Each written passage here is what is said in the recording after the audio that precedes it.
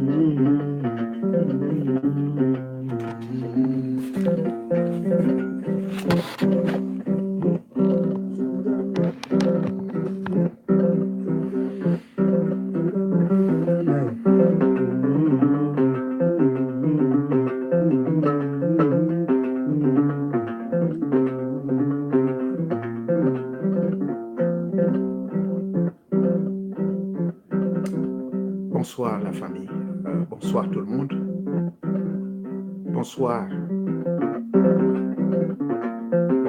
mes frères, bonsoir mes soeurs, bonsoir mes pères, bonsoir mes fils, mes petits-fils. Soyez tous les bienvenus. Aujourd'hui c'est mercredi. Merci beaucoup. Aujourd'hui c'est mercredi.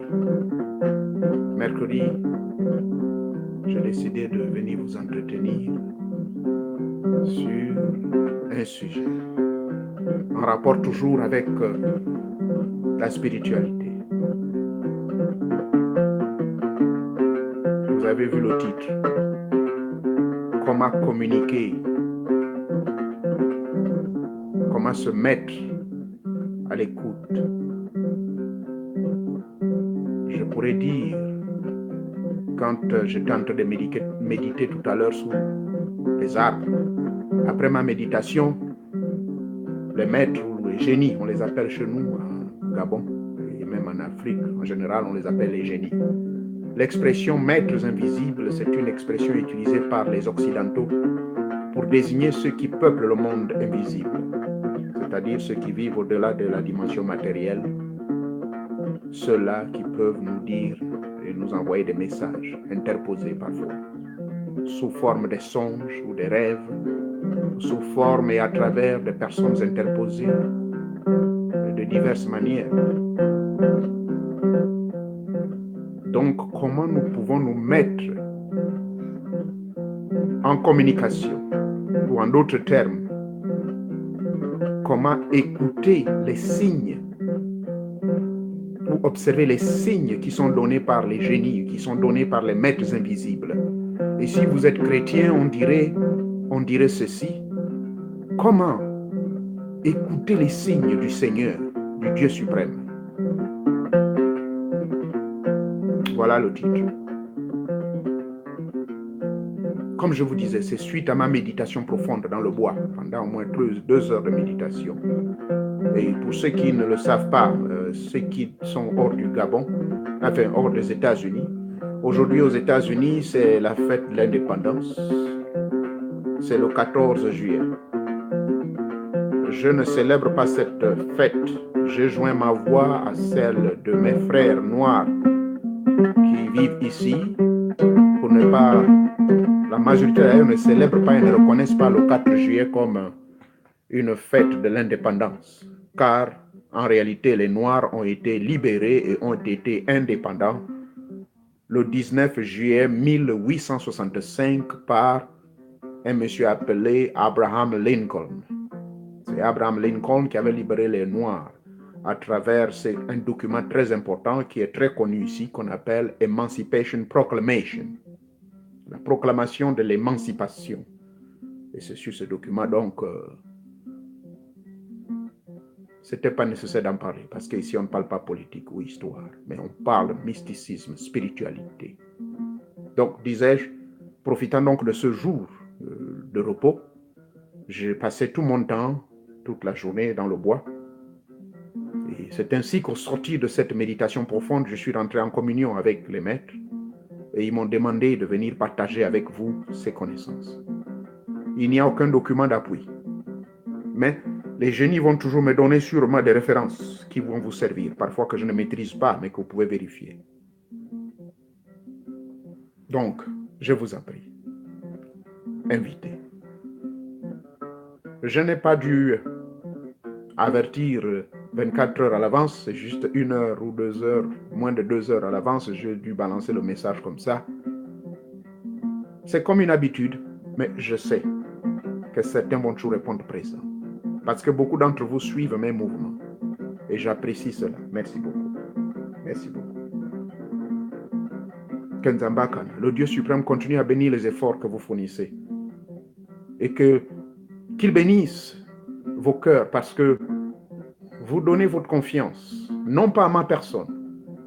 J'apprécie pour ceux qui le font.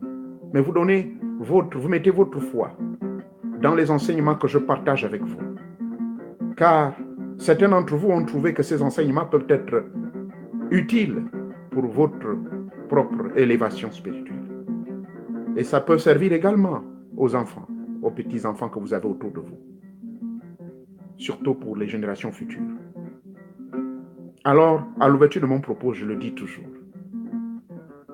Nzambakana, l'être suprême, celui qu'on donne divers noms. Dieu, Allah Akbar, Bog en allemand, God en anglais, Anyambia, Tatinyambi, Taranzam, Tatanzambe, Mboka, Motoanene, quel que soit le nom qu'on te donne. La race humaine, aujourd'hui à notre 21e siècle, a besoin de toi.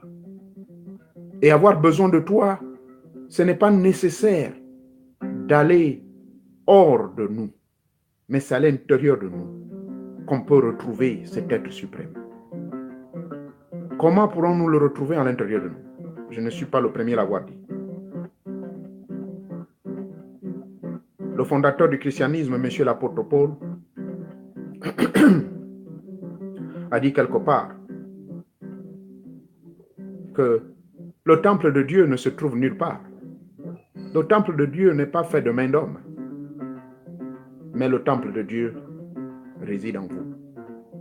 Conformément au livre de 2 Corinthiens, chapitre 6 au chapitre 7, que vous pouvez vérifier chez vous. Et dans le Bouti, c'est la même chose. On nous enseignera cela. Le Bouti n'est pas seulement une affaire... C'est quelque chose qu'il fallait que je précise la dernière fois sur l'enseignement sur l'iboga, la plante sacrée. Le Bouti n'est pas une affaire de seulement bouger les fesses ou consommer le bois sacré, le bois amer. Le Bouti, c'est une école. C'est une école du savoir, des connaissances de toutes les magies. La magie verte, c'est-à-dire la magie des plantes dont votre maître a eu le titre de Nganga. Le titre original, le véritable Nganga, un Nganga, c'est quelqu'un qui maîtrise les plantes, qui maîtrise tout ce qui concerne les plantes, les arbres, les fruits, les racines. Et il les maîtrise dans le but d'aider les autres, de guérir, apporter secours, leur accorder une bonne santé, éviter l'obésité, éviter l'impuissance, les femmes qui ont besoin d'enfants et autres. Voilà le but de la magie verte. Et également, guérir les fous, guérir toute forme de maladie. Et ainsi, nos frères blancs, ils viennent en Afrique, dans nos forêts, ils vont au Brésil, ils vont en Inde, extraire les corps de ces arbres, extraire les fleurs, les plantes et les racines en vue de fabriquer des médicaments. Donc, c'est ça la transformation pharmacologique. Et cette transformation pharmacologique va amener à la médecine générique, moderne. Mais nous, en tant que Nganga, nous avons notre médecine traditionnelle. Laquelle médecine traditionnelle se repose sur une manipulation naturelle, inspirante. Et je vais utiliser 2 termes aujourd'hui, il faut bien le retenir. je vais utiliser le terme inspiration et aspiration.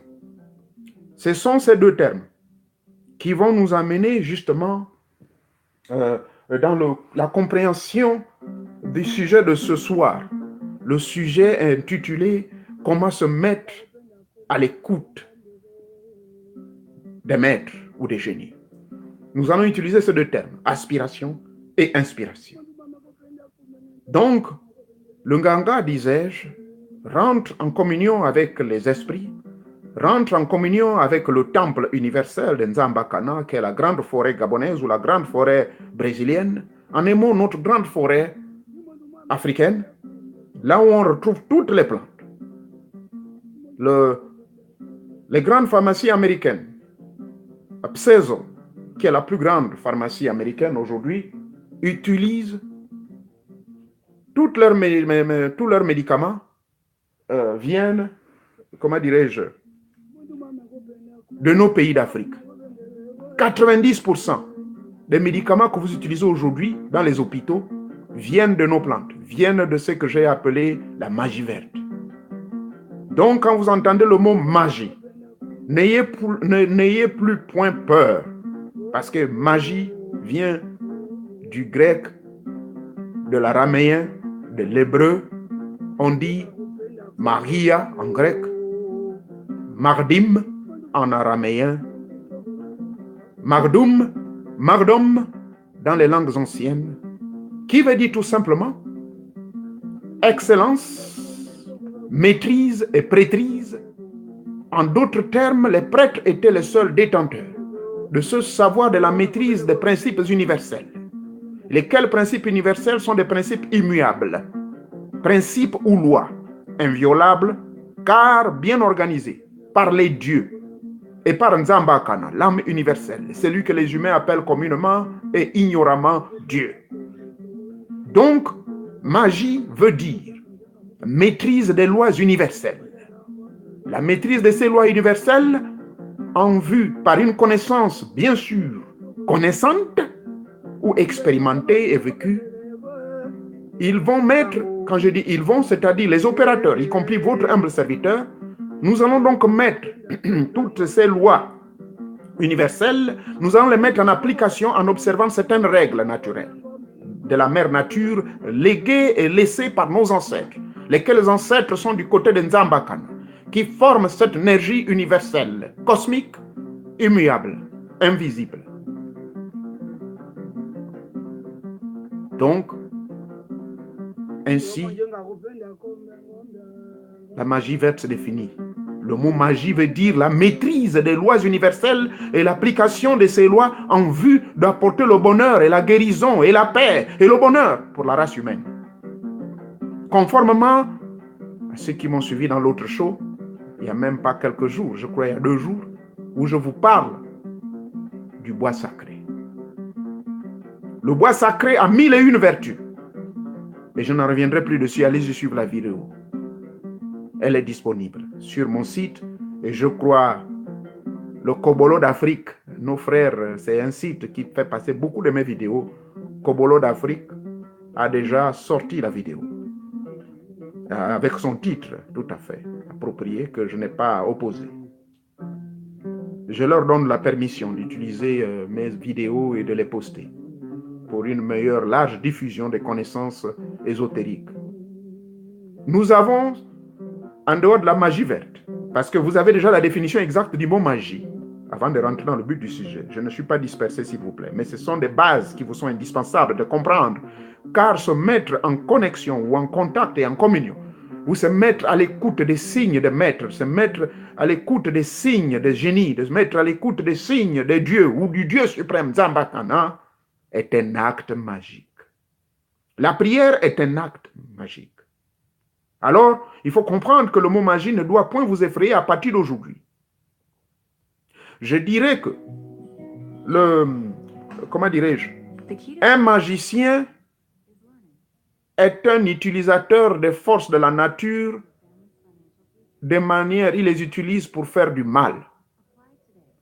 Je vais vous donner la différence entre un mage et un magicien.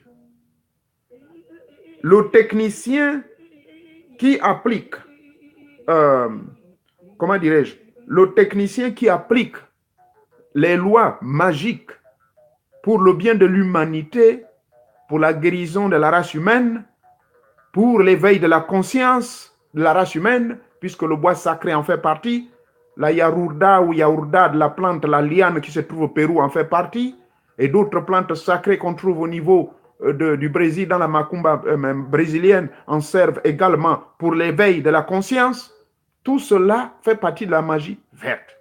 Mais retenez bien que dans cette application, celui qui est l'opérateur de ces, selon la définition que j'ai donnée, est un mage.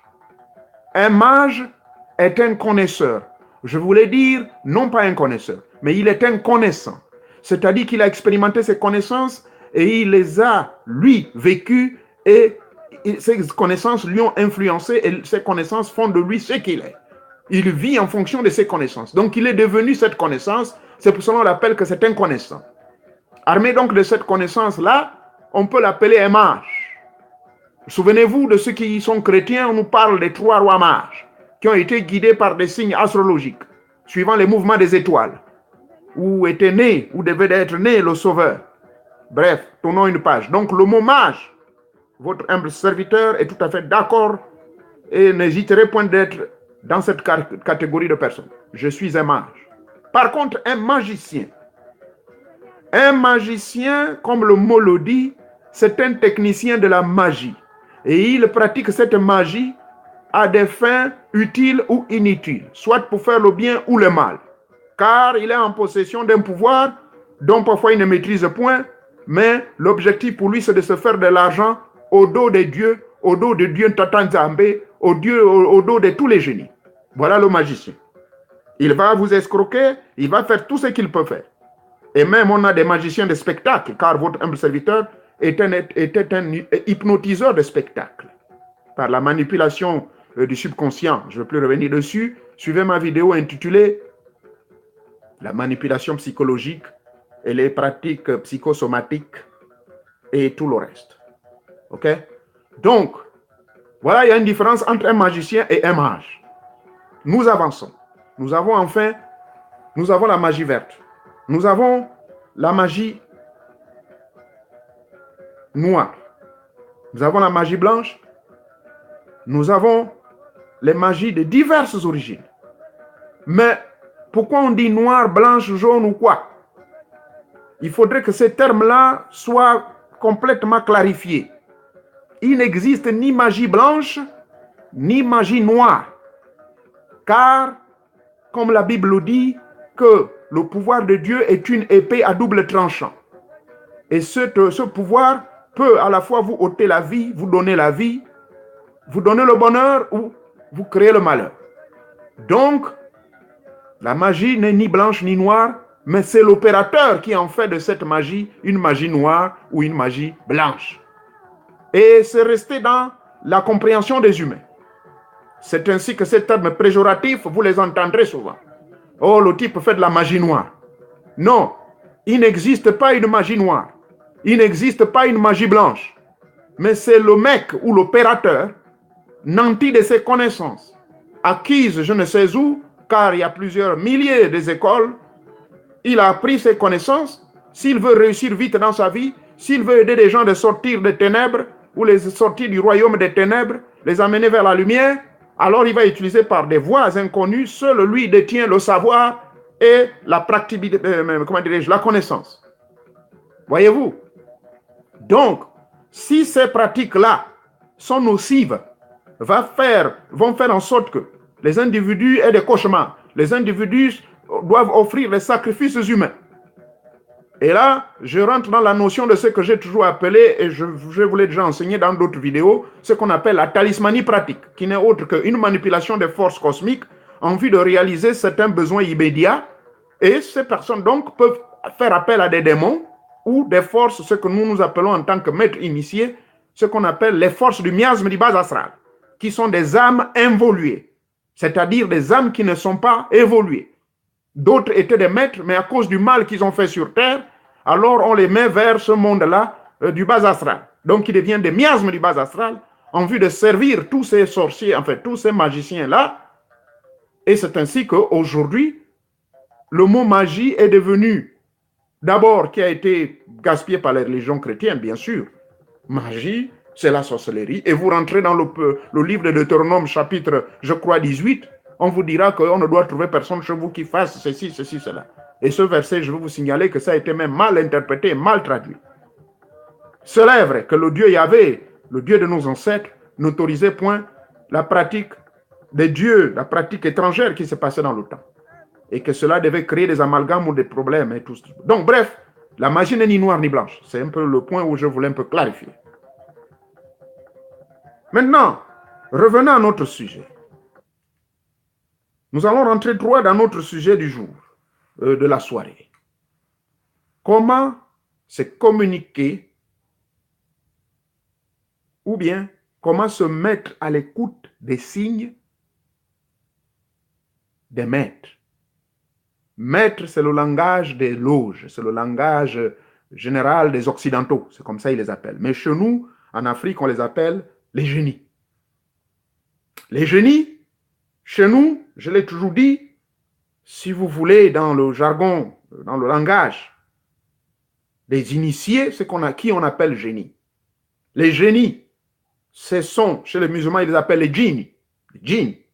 Les génies, ce sont ce qu'on appelle, les chrétiens appellent les anges.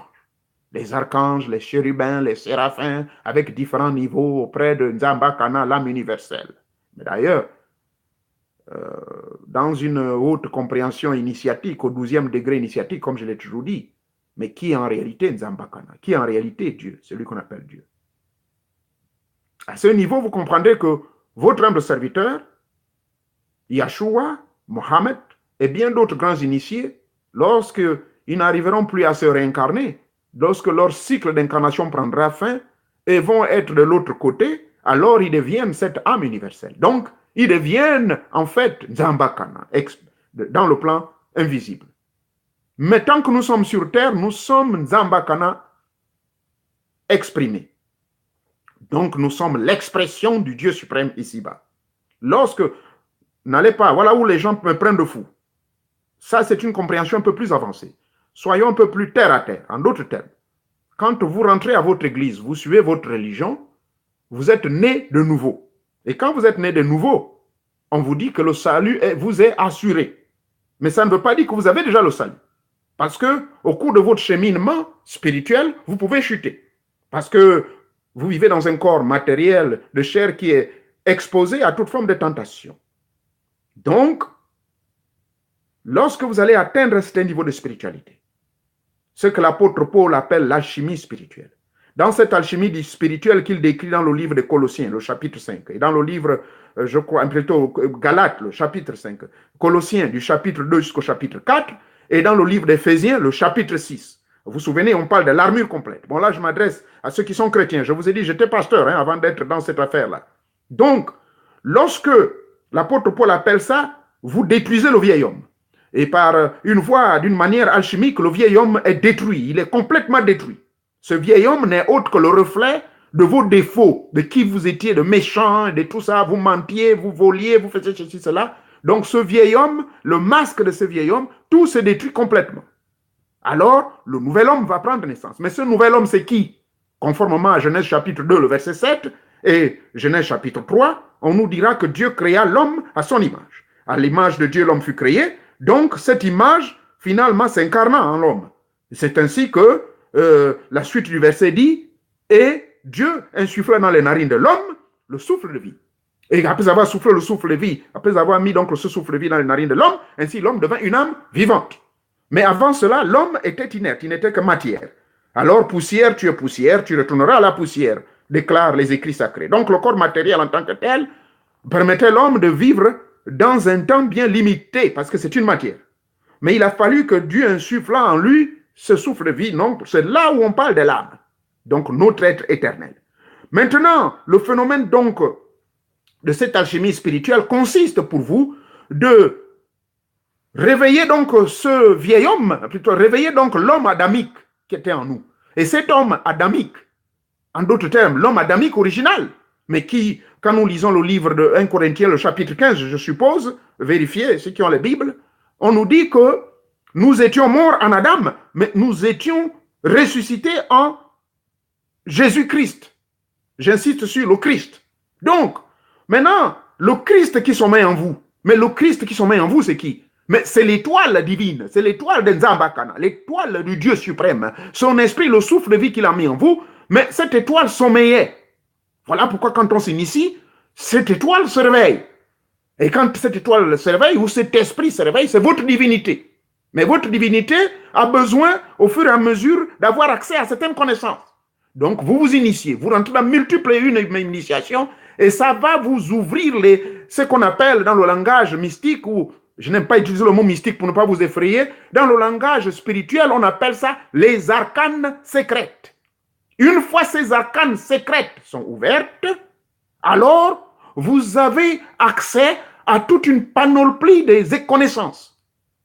Comme votre humble serviteur vous l'a toujours dit, et je suis fier de le dire. N'hésitez pas, parce que je n'ai pas mes lunettes, je n'arrive pas à voir ce qui est écrit ici, mais sachez que les questions, vous les poserez à la fin, s'il vous plaît. Nous sommes sur comment se mettre à l'écoute des signes des maîtres. Donc, là, je parle ici d'abord à nos frères chrétiens, et je parlerai également à nos frères musulmans avant d'en arriver à l'étape finale pour leur faire comprendre que le processus spirituel, mystique, initiatique, en fait, s'adresse à tout le monde. Parce que le mot religion veut dire quoi? En grec, religare, qui signifie chercher à se relier à un super idéalisme. Chercher à se relier à cet être idéal. Chercher à se relier ou devenir ce que nous voulons être. Voilà pourquoi au début de mes propos, je vous ai dit, il y a deux termes que je vais pouvoir développer avec vous et sur lesquels je vais insister pour vous faire comprendre en fait comment maintenant nous pouvons nous mettre à l'écoute des grands maîtres, à l'écoute des génies. Ce sont les deux termes suivants, aspiration et inspiration. Et je vais vous donner un exercice. Comment vous pouvez faire l'aspiration, qu'est-ce que c'est d'abord, et ensuite l'inspiration. En Nzambakana. Et ça, c'est le résultat de ma méditation de 2 heures de temps. Voilà pourquoi je vous ai toujours recommandé que la méditation était un grand travail mystique recommandé pour tout initié. En fait, la méditation est au top de toute forme de pratique mystique ou spirituelle que vous pouvez faire.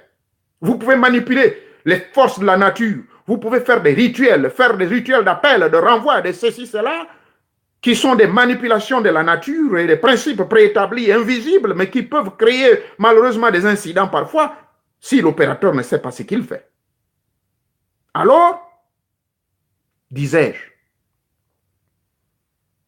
dans cet élan donc du processus initiatique,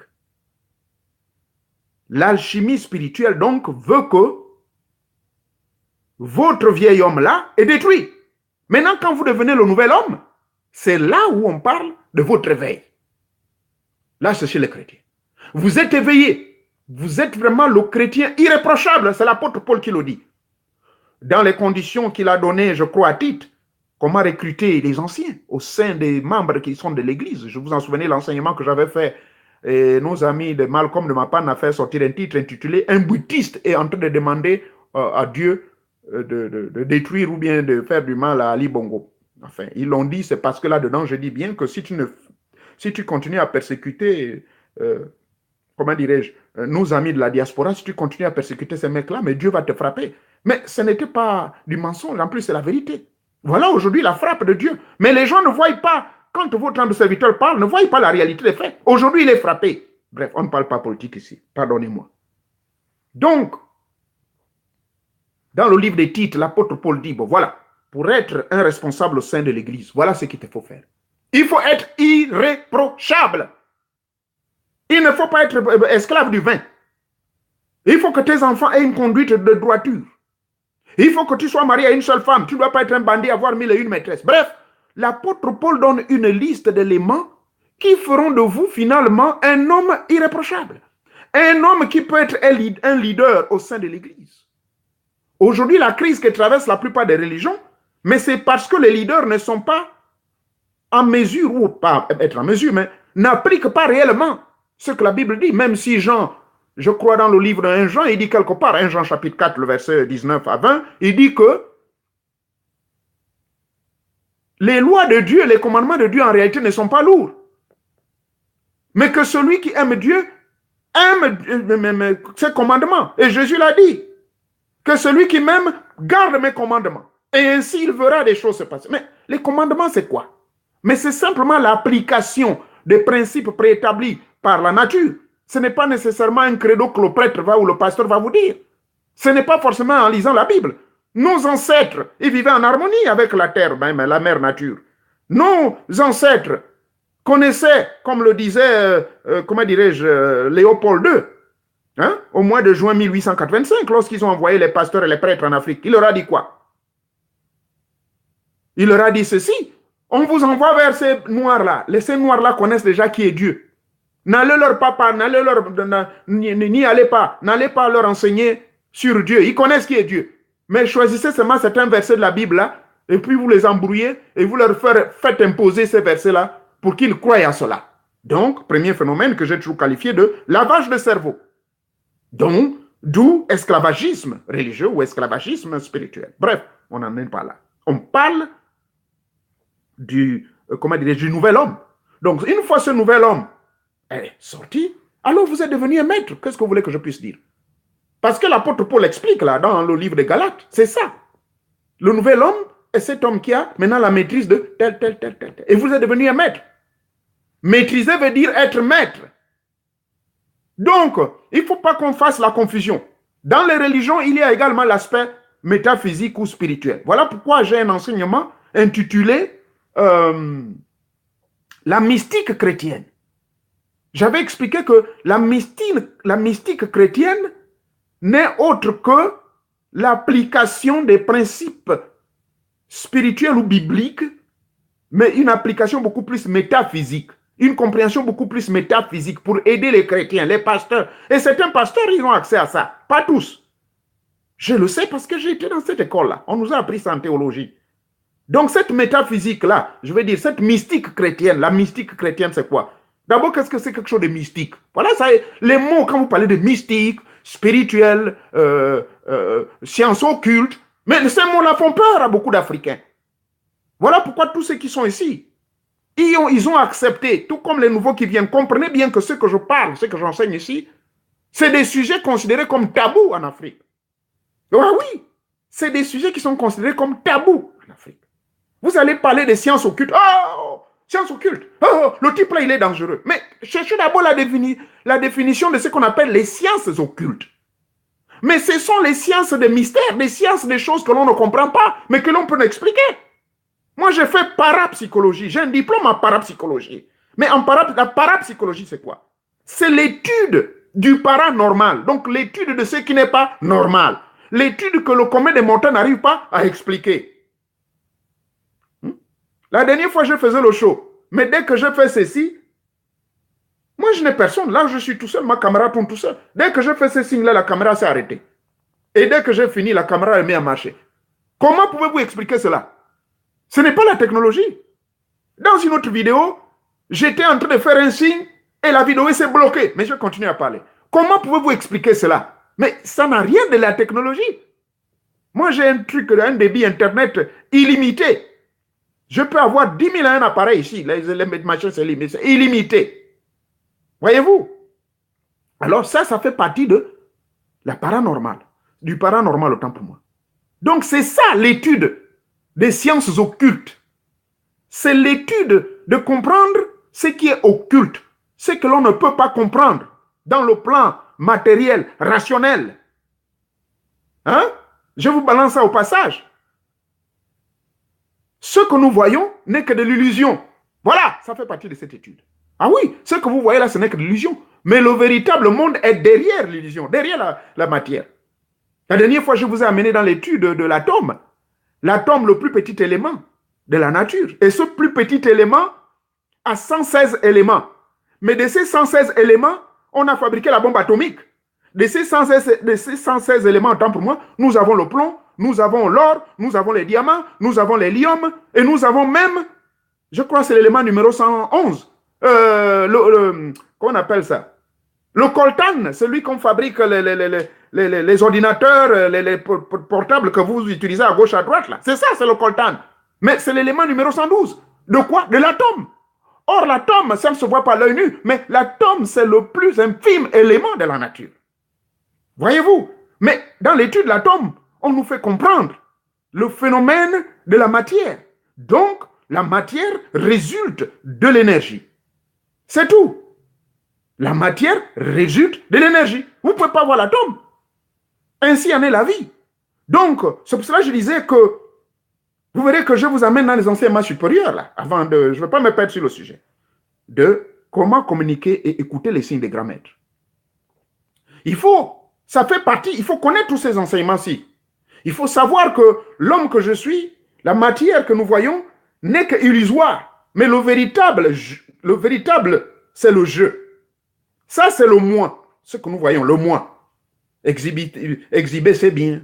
Avoir 1001 copines, avoir une belle voiture, faire le fanfaron avec une grosse montre, je ne sais pas de quoi, Rolex de 1 million. Voilà, c'est le moi. Mais malheureusement, ce moi a tendance à tuer le je. Je suis. Je me révélais être ce que je me révélerai être. Je suis ce que je suis. Nzamba Kana, l'esprit incarné. L'image de Dieu qui est en nous. On a tendance à piétiner sur cette image. L'étoile dont le sorcier là-bas, dans le village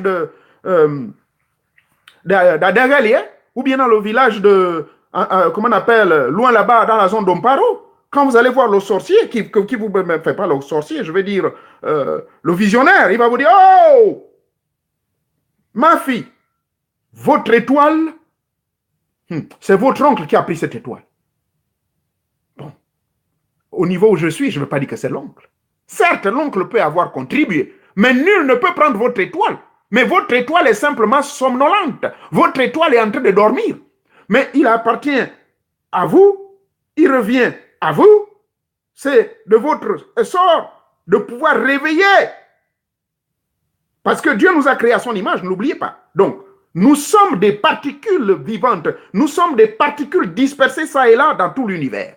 Donc, les 7,4, voire les 8 milliards de particules, c'est-à-dire les 8 milliards d'âmes qu'il y a sur la planète Terre, constituent l'existentialité de Nzambakana. C'est ça l'expression de Nzambakana ici-bas. Vous voulez aller où? À un certain niveau de l'initiation. Mais comme je vous ai dit que je ne peux pas terroriser, spirituellement parlant, c'est-à-dire faire peur ceux qui sont encore au bas niveau de l'échelle. Ceux qui sont au bas niveau de l'échelle, ce sont ceux qui continuent à dire, se mettre à genoux, à dire, oh mon Dieu, viens au secours, oh Seigneur. Ils pensent toujours, ils sont à l'époque de l'homme de la cave, l'homme de la caverne, si vous en souvenez des enseignements de quelqu'un, grand philosophe grec. Hein? Ils sont encore à cette époque de la caverne. Vous voyez les Blancs, est-ce qu'ils sont encore à cette époque de la caverne? Allez-y dans toutes les églises. Il y en a que des Noirs là, des Africains qui continuent à crier, appeler, appeler, appeler, appeler. Qui vous a dit que Dieu va intervenir comme ça? Vous êtes déjà Dieu, vous êtes l'image de Dieu, il faut le prouver, et les Blancs le prouvent. Je vous l'ai dit la dernière fois, le fondateur de iPhone. Voilà, il ne fréquentait aucune église. Mais il s'est mis à l'écoute. Il s'est mis à l'écoute des signes des grands maîtres. Et ce sont les grands maîtres qui l'inspiraient. Voilà, je vous ai dit que je reviendrai maintenant. Bon, laissons de côté toutes ces explications sur l'homme qui est finalement devenu maître. C'est-à-dire, selon les chrétiens, le nouvel homme qui est créé selon l'Esprit de Dieu. Ce nouvel homme qui est le modèle de Yahshua, Jésus-Christ. Alors, allons-y droit maintenant, avant qu'on ait conclu cet enseignement. Qu'est-ce que c'est aspiration et qu'est-ce que c'est inspiration? C'est de ça que nous allons parler. Je vous accorde une minute là. Ce n'est pas une question que je pose, mais je prends une petite pause pour vous permettre de vous préparer. Parce que c'est de ça le point clé de notre débat de ce soir, avant que je vous amène, comment dirais-je, dans la rubrique aux questions, sur les questions. OK? Donc, ce sera sur ça que nous allons parler tout à l'heure.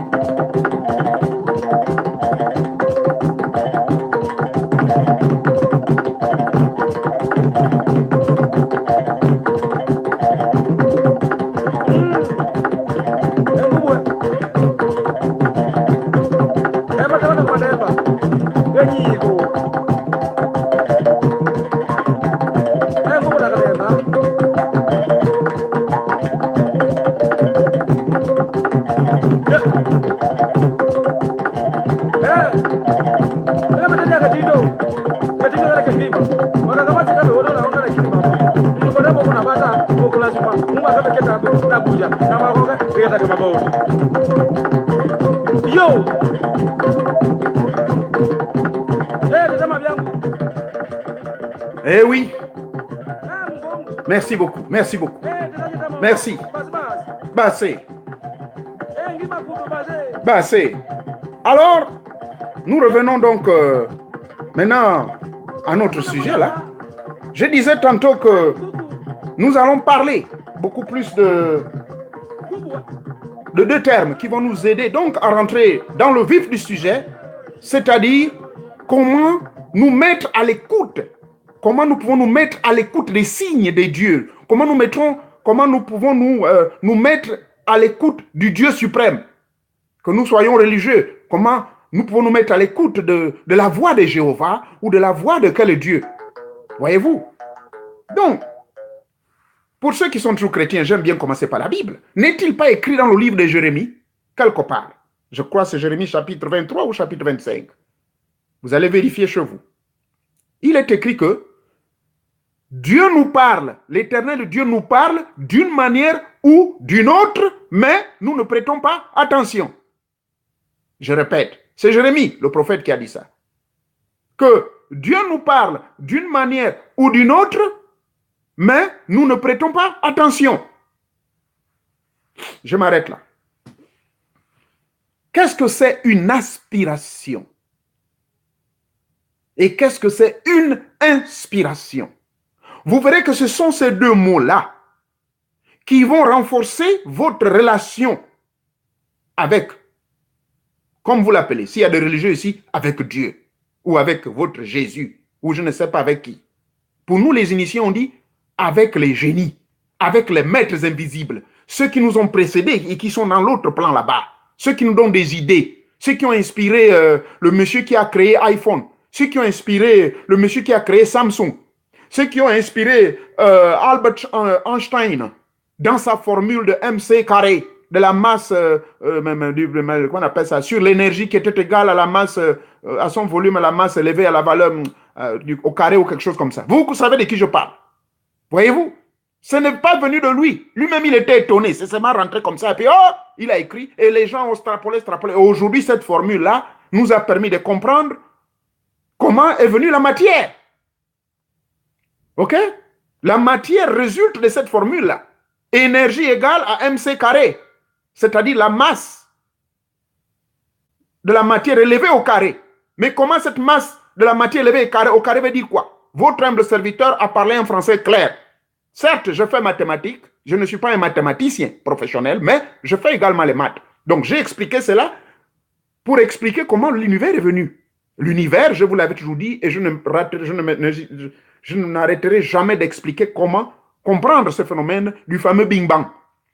Vous lisez le livre de la Genèse ou les livres sacrés, ils ne vont pas vous dire que c'est le Big Bang, mais ils vous disent seulement comment les choses se passèrent plus tard. Mais ils ne parlent pas du commencement. Or, si vous lisez, on nous dit bien que l'Esprit de Dieu était où? C'est ça, là, le premier verset. Genèse chapitre 1, le verset 1. Oui, même cette Bible-là. Hein? Attendez, je vais retrouver ça.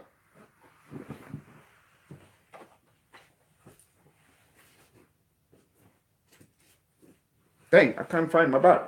Oh, here we go. Je la retrouve.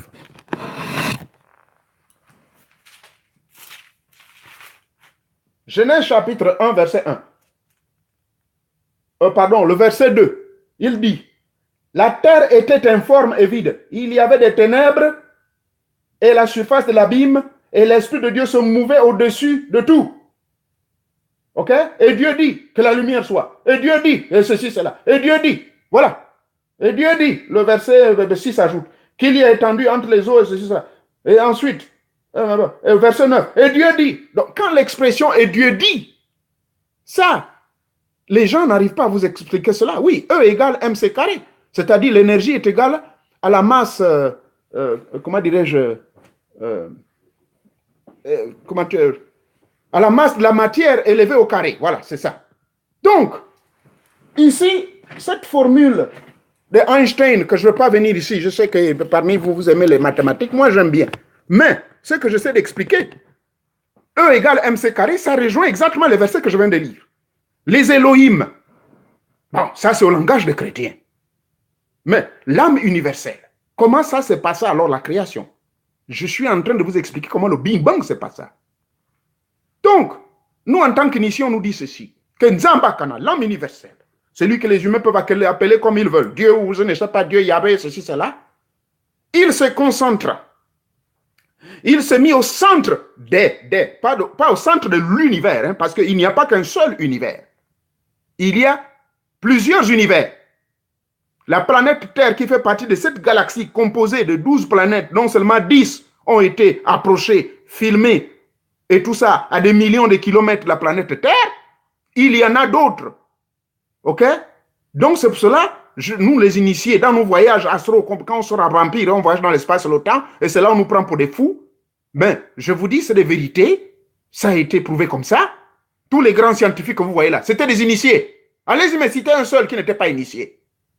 Oh, le docteur Albert Schweitzer, quand il est venu au Gabon, savez-vous que c'était un initié? Il a laissé plein de livres ici mystiques que moi je lis tous les jours. Et je vous donnerai les références si vous voulez les avoir. Hein? Qui d'autre? Le Dalai Lama, il est parti au Gabon.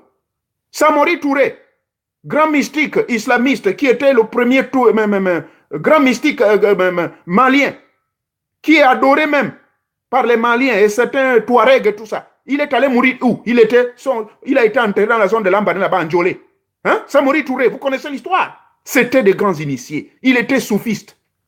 Pour ceux qui ne savent pas, le soufisme, c'est la voie mystique de l'islam. Donc c'est un mec qui communiquait avec les dieux, un mec qui communiquait avec les djinns, les génies.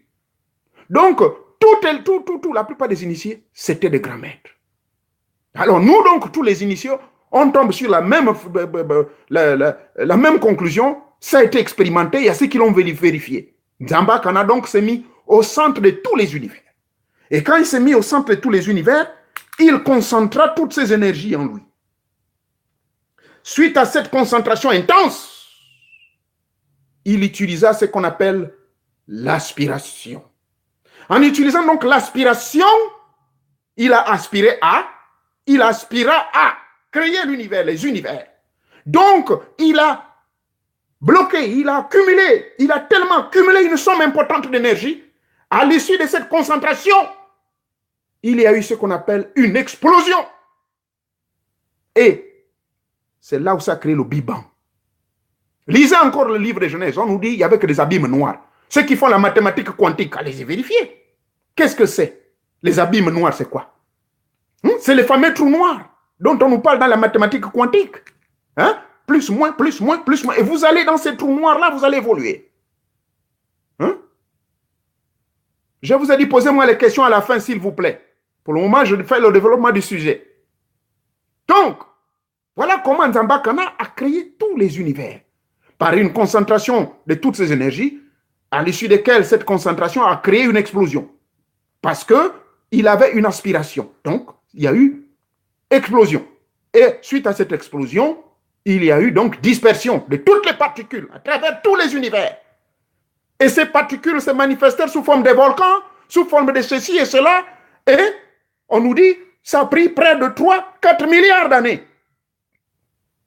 Cela a pris je crois, entre 2 à 3 ou 4 milliards. Cela dépend des gens qui ont découvert cela.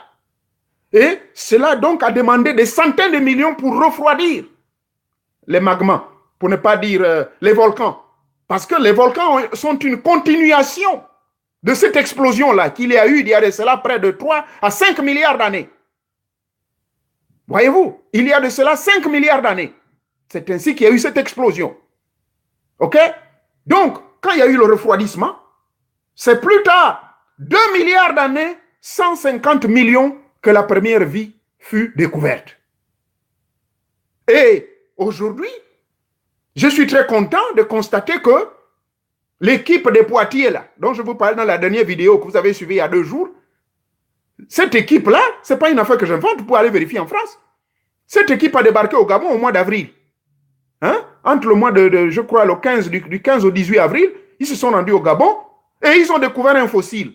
Et ce fossile leur a permis de déterminer l'existence de la première cellule de la vie. Et cette cellule de la vie a été datée de 2 milliards 150 ou 129 millions d'années. Je répète, 2 milliards 129 millions d'années. Voilà. Donc ça correspond exactement avec la création. Comment Nzambakana a créé cet univers? Donc le refroidissement des particules, comme je disais, le refroidissement des volcans, le refroidissement de toutes ces particules ont finalement formé du cratère, ont formé, comment dirais-je, la Terre, et la Terre se formant, et après la formation de la Terre, la Bible maintenant, c'est là où Moïse, qui est le premier auteur de ces livres de la Genèse, nous dit maintenant que, voilà, le premier jour donc, Dieu fit quoi? Alors, on nous dit qu'il créa les eaux. Après, il y a eu les plantes. Et après, il y a eu les oiseaux volants. Il y a eu ceci, cela. Et l'homme, finalement, fut créé le 6e jour. Mais, quand la création de l'homme fut au 6e jour, c'est là le fameux jardin qui se trouvait non loin du Gabon. Ça, aujourd'hui, personne ne peut me le contester parce que la première cellule qui a plus de 2 milliards d'années a été découverte au Gabon. Et eux-mêmes, les scientifiques ont dit, cela remet en question l'origine finalement de la vie. Alors, remise en question, conclusion, le Gabon est le terroir de la première vie humaine sur la planète Terre, et je le dis à haute voix. Là où je vous parle, hier, j'ai discuté avec des scientifiques ici, des grandes universités, Ohio State University. Je suis allé, j'ai couru là-bas, je suis allé leur dire. Eux me disent, oh, mais toi, tu viens encore nous dire quoi là? J'ai dit, vérifiez, vérifiez, vérifiez. Là, ils sont en train de parler avec les gens des Poitiers, là, en France. Ah oui! Donc, c'est pour vous dire, je suis tellement fier de parler de mon pays, qui est le berceau de l'humanité finalement. Aspiration. Nzambakana, pour créer, il a utilisé l'aspiration. Donc, nous allons parler donc de ces 2 termes-là pour arriver à la compréhension de comment communiquer avec les dieux. Parce que c'est ça l'enseignement d'aujourd'hui. Qu'est-ce que c'est aspirer? Vous le savez très bien, que lorsque on veut aspirer à quelque chose, hein, vous vous asseyez et dites, bon, écoutez, moi, j'ai une idée, j'aimerais aspirer à ceci ou cela. Aspirer veut dire chercher à obtenir quelque chose, n'est-ce pas? Et quand vous aspirez à quelque chose, qu'est-ce que vous faites? Ça dépend de vos aspirations. Vous pouvez avoir des aspirations qui sont bonnes ou mauvaises. Et cela est fonction de votre polarisation. Vos aspirations sont fonction de votre polarisation. Vous comprenez? Donc, selon ce que, sur la zone, vous vous câblez. Si, par exemple, vous aspirez à être un directeur général au sein de la société où vous êtes et que vous n'êtes que manœuvre, vous n'avez peut-être pas de bac. Mais rien n'est impossible si vous appliquez ces lois-là, des principes sur aspiration. Donc, aspirer, ok, veut dire que vous vous câblez directement sur le Dieu suprême ou sur les maîtres invisibles, alors votre esprit se câble sur eux pour qu'ils puissent vous inspirer, pour qu'ils puissent vous donner une idée de ce que vous voulez. Et là, je vous le répète que ça, c'est un travail personnel, individuel. Voilà pourquoi nous, dans l'initiation, tous ceux qui m'ont suivi, je vous ai toujours interdit de trop parler. Là, je viens parler, c'est parce que j'enseigne. Il y a certains d'entre vous qui sont dépassés parce que, à un moment, ils me disent, oh, il ne faut pas m'oublier. Moi, je lis vos messages, je rigole. Mais parce que moi-même, j'applique la loi du silence. Ah oui. Pendant mes petits congés de 4 ou 5, de 5 jours que j'ai eu, j'étais dans la loi du silence pendant 4 jours. J'étais sous les arbres, vous avez vu les photos que j'ai postées. J'étais sous les arbres, en train de recevoir les énergies. Et je n'étais pas autorisé à parler, pas du tout. Parce que c'est là, vous rentrez en communion avec les grands maîtres. Donc, le silence en est l'une des règles fondamentales. Première règle, le silence vous permet de rentrer en communion avec ces mecs-là. Parce qu'eux, ils ne parlent pas. Vous parlez avec eux en esprit. Ils aiment le silence. Loi numéro 2, c'est sur laquelle nous allons donc insister aujourd'hui. Donc, quand vous aspirez à quelque chose, votre aspiration dépendra de votre polarisation. Oui, n'est-ce pas, on dit en français qu'on est sur le même diapason, être sur la même polarité. C'est ça. Donc, cela dépend de votre polarisation. Donc, quand vous aspirez, quand vous avez vos aspirations personnelles, ça dépend, qu'elles soient bonnes ou mauvaises, cela fera de vous ce que vous voulez devenir. Et c'est en fonction de ces aspirations-là que le deuxième terme, inspiration, vient. Parce que les inspirations aussi peuvent être bonnes ou mauvaises. Et cela aussi dépend de votre polarisation. Parce que si vous vous polarisez sur les grands maîtres, si vous polarisez sur le Dieu Nzambakana, vous vous câblez sur lui. Et quand vous vous câblez sur lui, rien que lui, selon votre croyance, ça marche. Pour ceux qui sont nouveaux, j'ai sorti des vidéos où je parle de la magie des égrégores. Les égrégores, c'est quoi? Allez-y sur ces vidéos, je peux trop développer. C'est le phénomène des religions. Parce qu'en réalité, vous serez choqués. Dieu ne croit pas aux religions. Dieu n'a créé aucune religion. La religion, c'est une fabrication de l'homme. L'homme a fabriqué la religion parce que, comme vous le savez, selon Genèse chapitre 3, le verset 22,24 que nous avons la dernière fois, qui expliqua que, les dieux là-bas, les Elohim se sont rendus compte que l'homme a maintenant accès à l'arbre de la connaissance du bien et du mal, que les kabbalistes, la Kabbale explique que c'est l'arbre qui explique l'arbre de, comment on appelle ça, de 10 séphirotes. Donc l'arbre de la connaissance du bien et du mal, c'est cet arbre de la connaissance universelle. Mais alors les maîtres disent que non, empêchons-le de toucher à l'arbre de vie. Mais l'arbre de vie, c'est quoi? Mais je vous l'ai dit, c'est l'iboga. Pourquoi? Mais je ne savais pas qu'il y a certains qui l'ont dit avant moi. J'ai appris que le maître Ribenga, comment il s'appelle, Atomo Ribenga, aurait expliqué quelque part que Dieu donna à notre frère blanc la Kabbale et il nous donna, nous l'homme noir, l'iboga. Mais ce n'est pas faux. Finalement, ça rejoint ce que dit Genèse chapitre 3, le verset 22. Voyez-vous? Parce que le verset 22 est clair que non. Maintenant, comme l'homme connaît le bien et le mal, bon ça, le frère blanc, il a été intelligent, il a utilisé le livre. Aujourd'hui, ils utilisent le livre. Maintenant, l'arbre là, par contre, non. Il faut empêcher. Mais, Dieu merci, que cet arbre a été planté où? Vous avez suivi le groupe de dépotiers, ils ont découvert que c'était au Gabon. Le jardin d'Éden, c'était dans la zone du Gabon, là. Quelque part. Donc, l'inspiration, c'est quoi? C'est la résultante de votre aspiration. Vous comprenez? Aspirer veut dire vouloir quelque chose. Aspirer veut dire se projeter à travers une vision qui est d'abord peut-être oculaire. Oui, parce que vous visionnez, vous êtes là assis. Bon, moi je veux un château. Je reviens sur le premier exemple. Vous êtes manœuvre, vague maître, c'est le terme qu'on utilise. Hein. Si ce terme est déjà n'existe plus, vague maître à l'époque, veut dire que vous êtes l'homme à tout faire. Vous êtes l'homme à tout faire au sein d'une entreprise, mais vous, tous les jours, vous êtes là. Vous aspirez à être le directeur de cette entreprise. Vous ne regardez pas votre niveau intellectuel, vous n'avez pas besoin de penser au bac. Bon, certains intellectuels me disent, oh, mais monsieur, nous vous rêver. Mais non, je ne rêve pas. Nous avons vu des cas pareils. Nous avons vu des cas pareils. Mais cela est en fonction de leur aspiration. C'est pour cela qu'on vous dit que les lois magiques, on ne blague pas avec ça. Jour et nuit, le gars est là, il aspire. Mais on nous dit bien, puisqu'en aspirant, il se câble sur le Dieu suprême, il se câble sur les génies, il se câble sur les dieux. Vous ne connaissez pas la pratique qu'il fait, peut-être qu'il fait la méditation transcendantale, peut-être qu'il est initié dans le bouiti, il active son feu tous les jours, peut-être qu'il est initié dans le rite de nos ancêtres, comment communiquer avec les esprits de ceux qui sont partis, les morts, mais il continue à le faire, il continue à déposer la nourriture et le vin, il parle. Hein?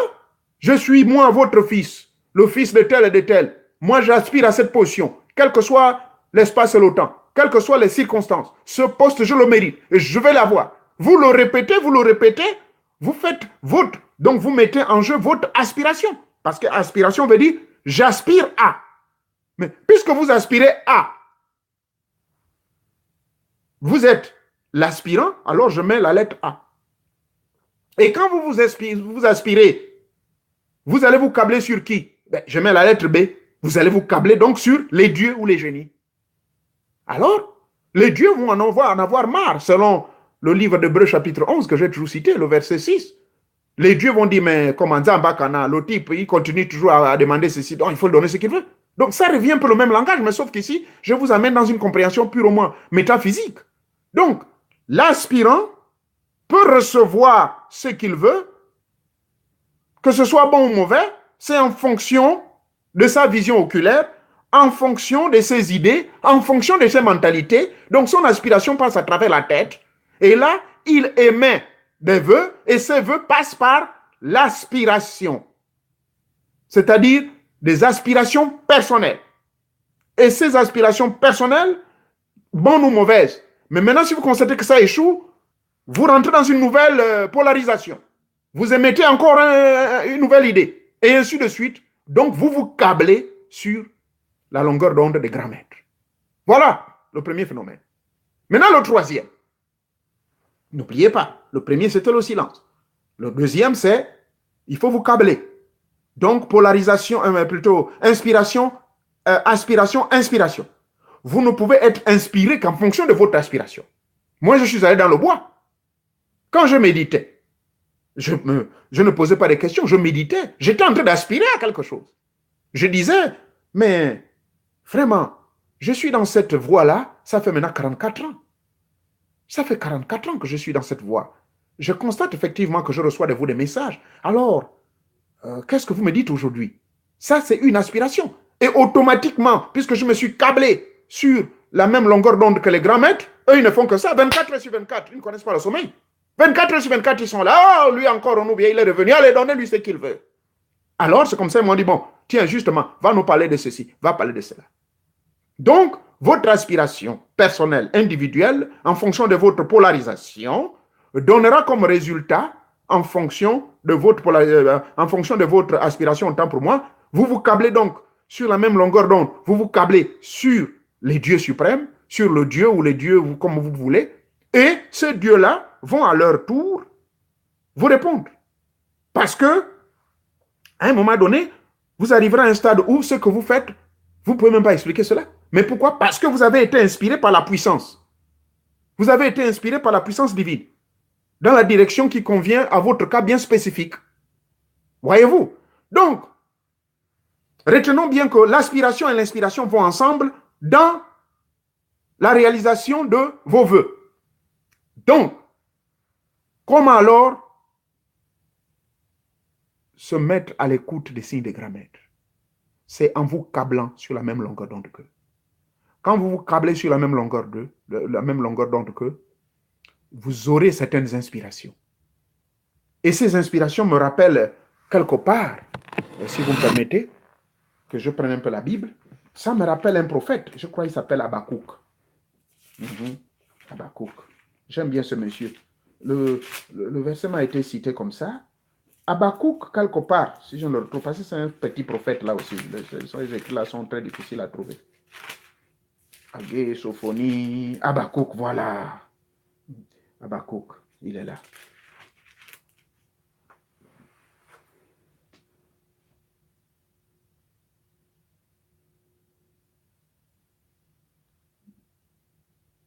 Voilà. Voilà ce que l'Éternel Dieu dit à Habakkuk, le chapitre 2. Chapitre 2, du verset 1 jusqu'au verset 3.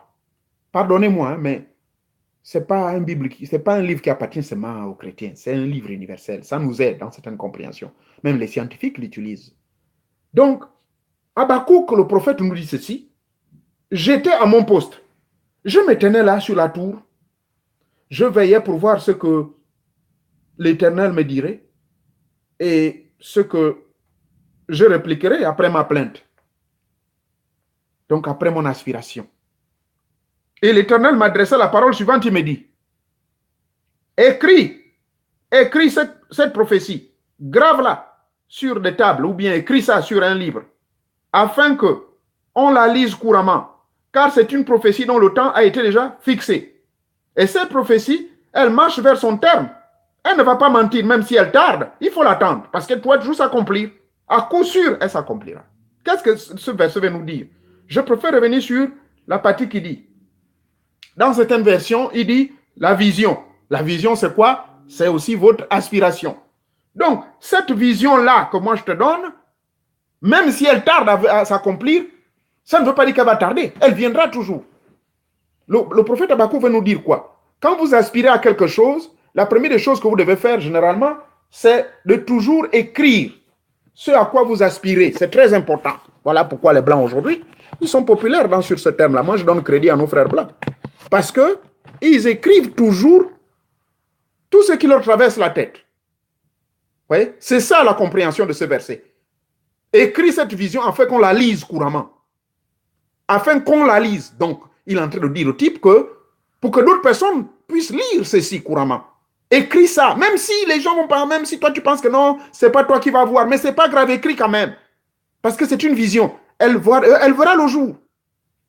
Quel rapport y a-t-il avec ce que je dis? Mais quand vous aspirez à quelque chose, cela peut prendre du temps. Mais c'est sûr et certain que ça va s'accomplir.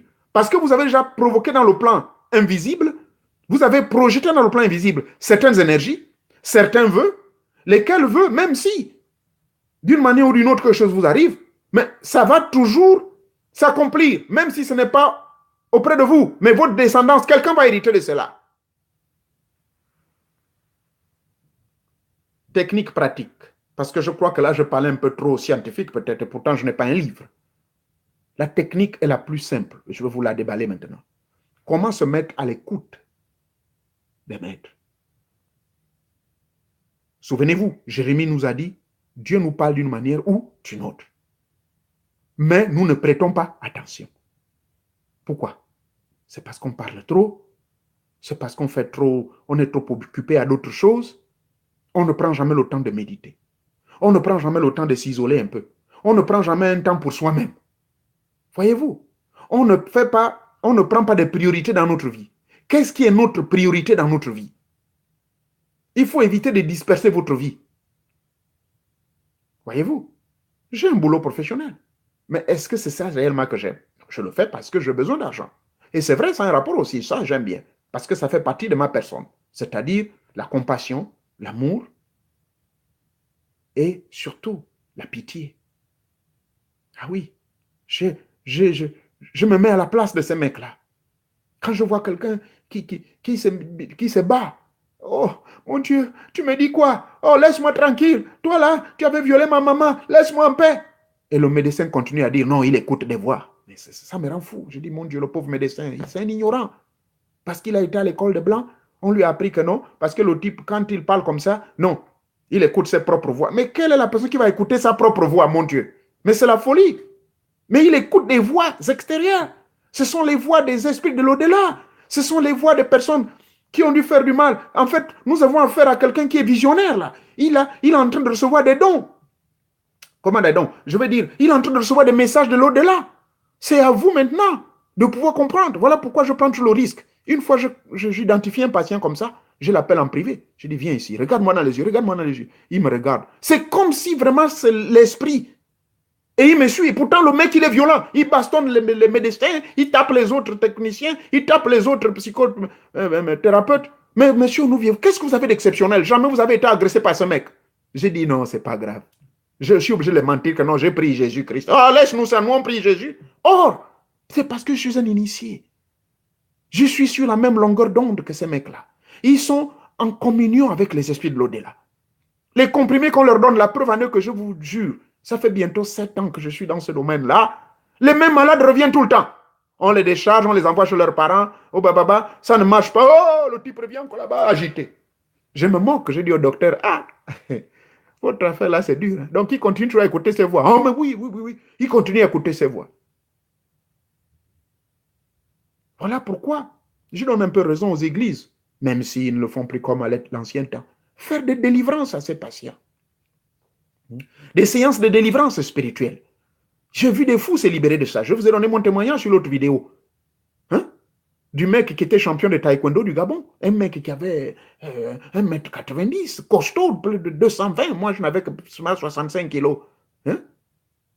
Il avait près de 100 presque kilos, ce mec. Mais je l'ai déchaîné, je l'ai guéri. Voyez-vous? Donc, l'aspiration. Quand vous êtes en communion avec le grand maître, ils vont vous passer des messages. Donc, l'exercice pratique que je vais vous recommander aujourd'hui est le suivant. Première chose, rassurez-vous. Je répète encore, les techniques que je partage avec vous, si vous les appliquez, vous me donnerez raison. Premièrement, il faut apprendre à appliquer la loi du silence. Prenez 2 ou 3 jours dans la semaine, sans parler. Bon, maintenant, si vous travaillez trop, prenez quand même un jour. Sans parler, s'il vous plaît. Dites à votre femme ou à votre mari, oh, maman, demain là-haut, je ne veux pas. Je ne veux pas que quelqu'un me parle. Je ne veux pas du tout. Vous pouvez parler, mais je ne veux pas vous répondre. Ne prenez pas de bizarre. Pardon, je suis en train de faire un travail. Bon, maintenant, si vous... Moi, au début, je le faisais. J'étais obligé de m'enfermer. Je m'enferme dans la chambre. J'avertis madame, les enfants. Pardon, ne me dérangez pas. Je suis en pleine prière. Je suis obligé de mentir. Que maintenant, je suis en train de prier. Je vais prier pendant 24 heures. Laissez-moi tranquille. Alors, voilà pourquoi, pour gentil, les publicités ont couru partout que moi, je suis un homme fou. Je suis un être normal. C'est seulement des techniques de nos anciens. Ce sont les techniques des maîtres. C'est comme ça les grands maîtres vivaient. Je vous ai parlé de l'initiation pythagoricienne. L'initiation pythagoricienne, on vous dit qu'au premier degré qu'on appelle le degré de la préparation, ça prenait 5 ans. Et pendant les 5 ans, on exigeait que les mecs ne devaient même pas parler. Attendez que je vérifie. Où est ce bouquin-là même? Oui, on nous disait que ces mecs-là devaient rester pendant 5 ans sans dire un mot. Oh, c'était dur.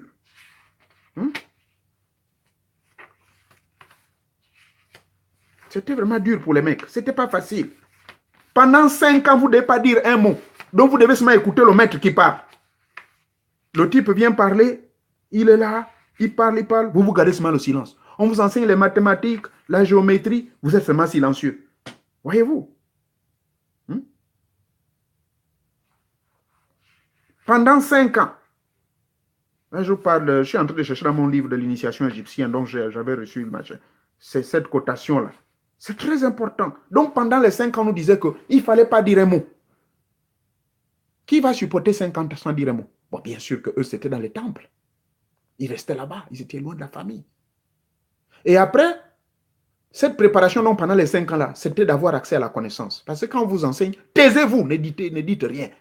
Même si le professeur ou le maître qui parle peut-être s'est trompé, mais cette tromperie peut paraître un enseignement derrière cette tromperie. Donc, en réalité, les grands maîtres ne se trompaient pas n'importe comment. C'est pour cela, aujourd'hui, beaucoup d'entre nous n'arrivent pas à évoluer. Pourquoi? L'ego. L'ego nous étouffe. On se dit parce que je suis médecin, parce que j'ai 2 doctorats, qu'est-ce que j'ai à venir écouter Moréon Nouvier? Ça, c'est un fou, il raconte n'importe quoi. Ok. Passe avec ton chemin. Voilà, l'ego. L'orgueil. Parce qu'on pense être intellectuel, on pense avoir beaucoup appris. Mais regardez vous-même dans les pays, comment dirais-je, même dans les pays les plus développés. Regardez les scandales. C'est créé par qui? Par tous ces gros cerveaux-là, les gens qui ont beaucoup appris, qui viennent nous pomper le gros français.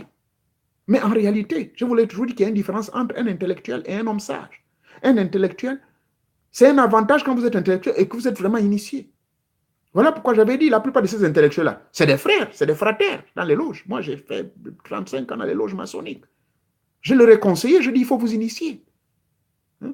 Parce que même dans les loges maçonniques, là, on ne leur apprend pas que l'autorité ou le pouvoir qu'on vous donne, ce n'est pas d'aller dominer les mecs n'importe comment, les influencer. Non, vous devez être humble. En réalité, c'est ça, quand vous êtes un véritable maître, dans la loge, dans la franc-maçonnerie, à partir du 29e degré, on vous l'apprend.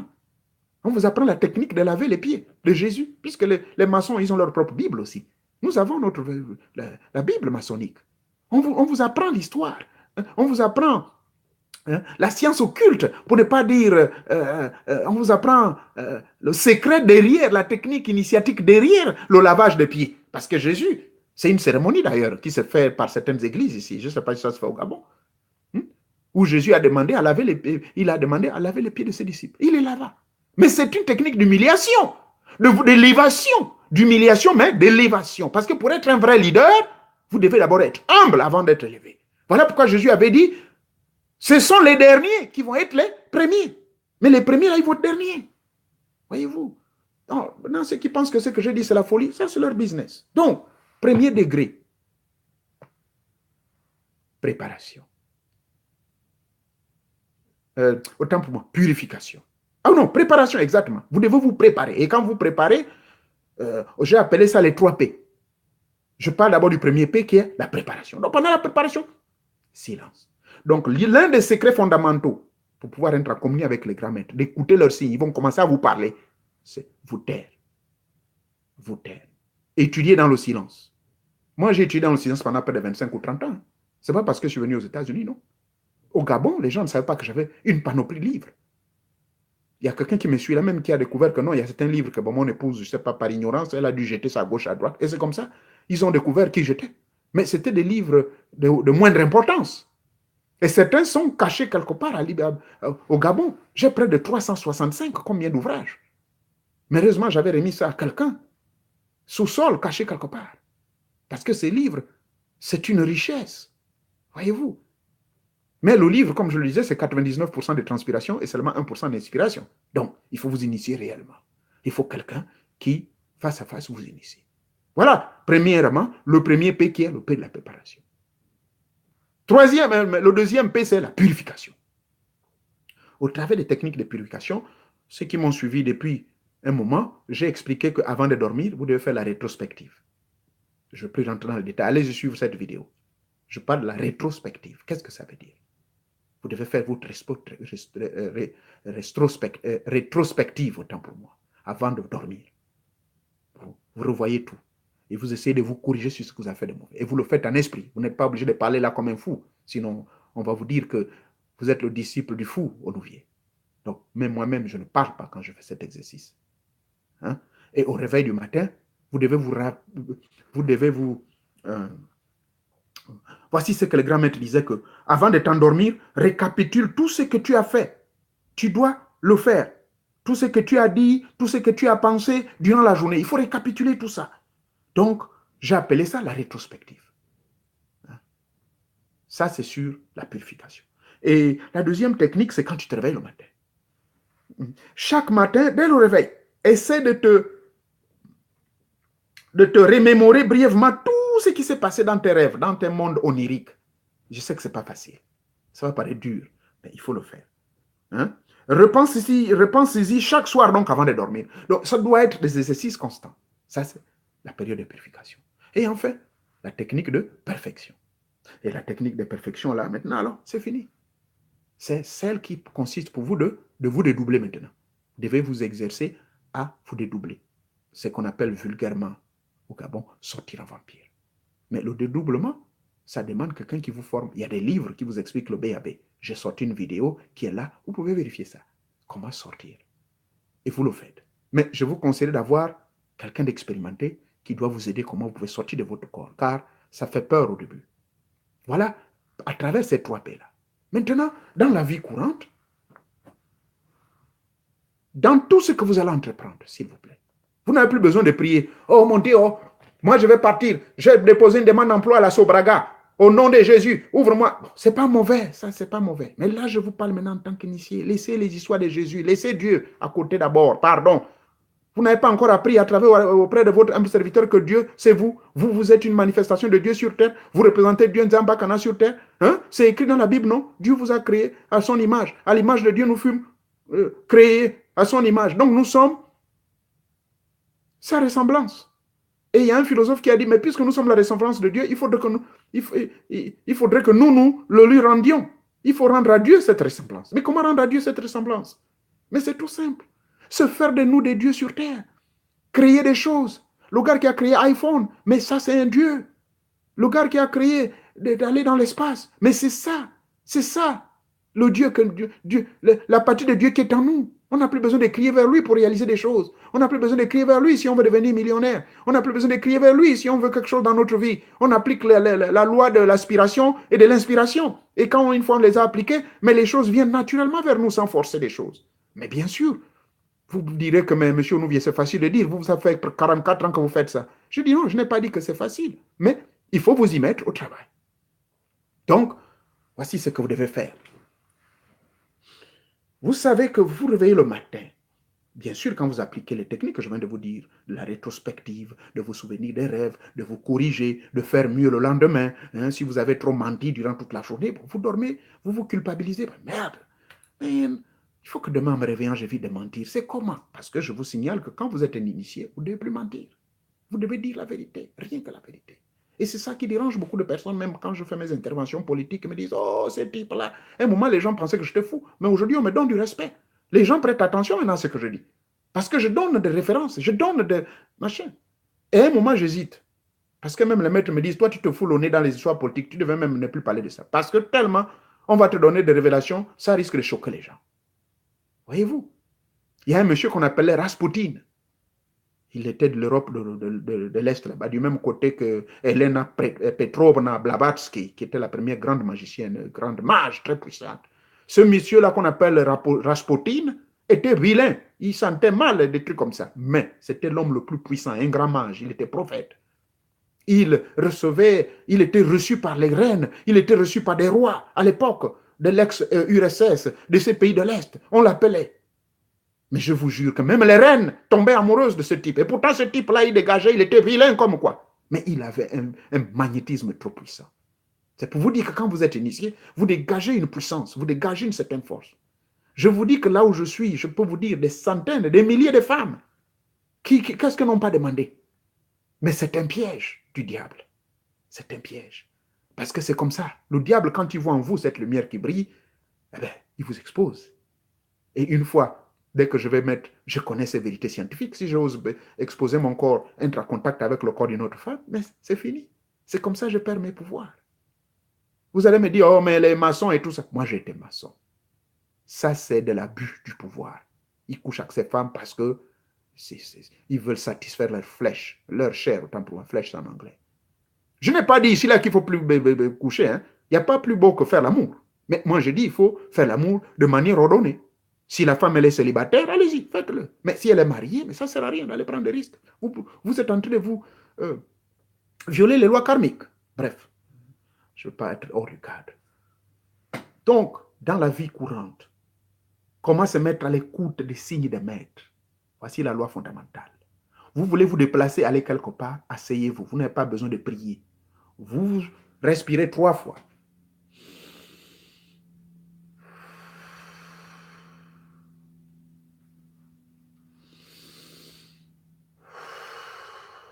Trois fois.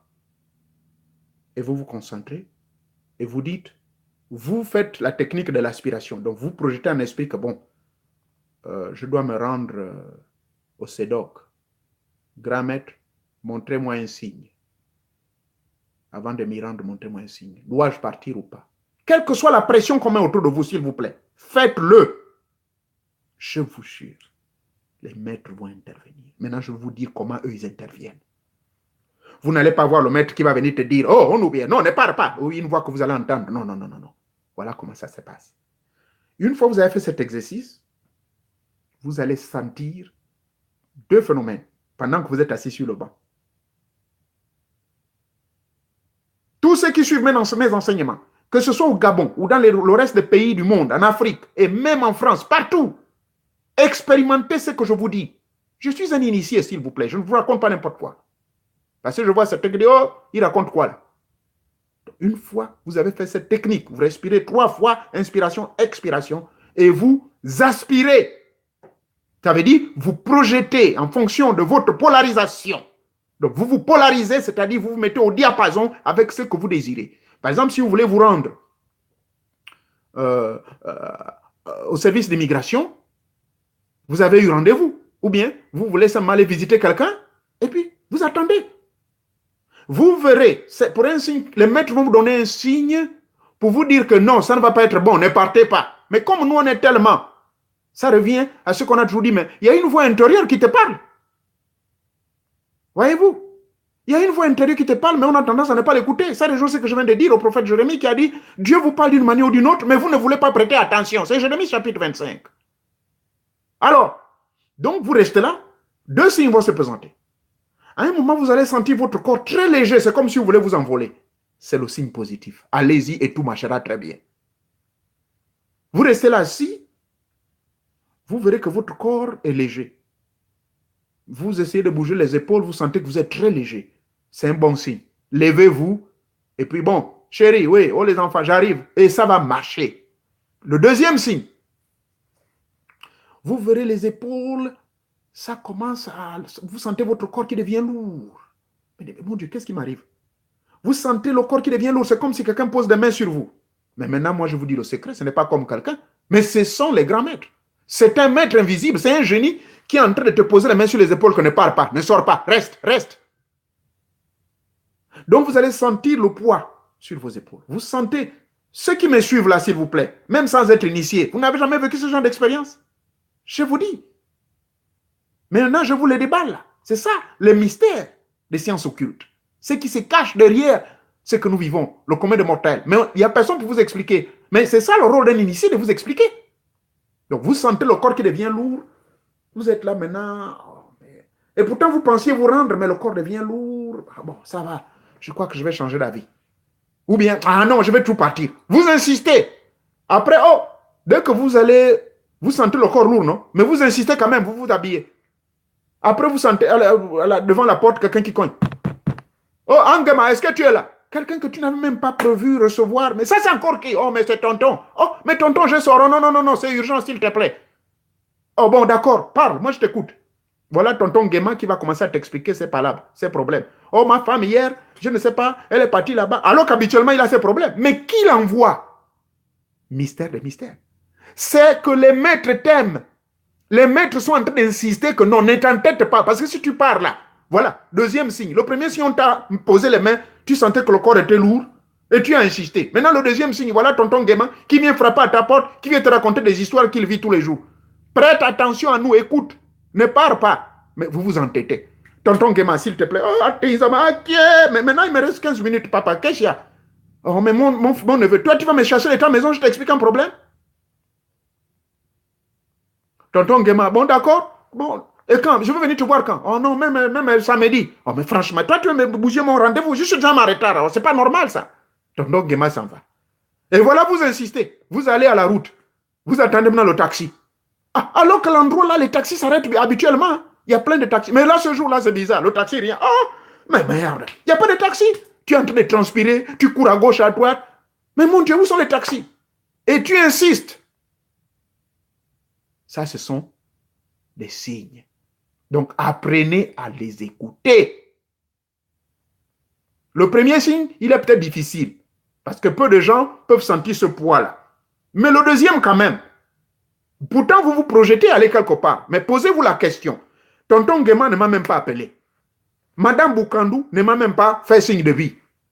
Oh, Madame Rebouka, elle ne m'a même pas dit que non, il y a rendez-vous chez Tato Taro, il y a là-bas, au grand village. Mais quelle est cette affaire que Maman Rebouka vient m'envoyer l'enfant ici là? Oh non, oh nous, reste, attends-nous, on arrive.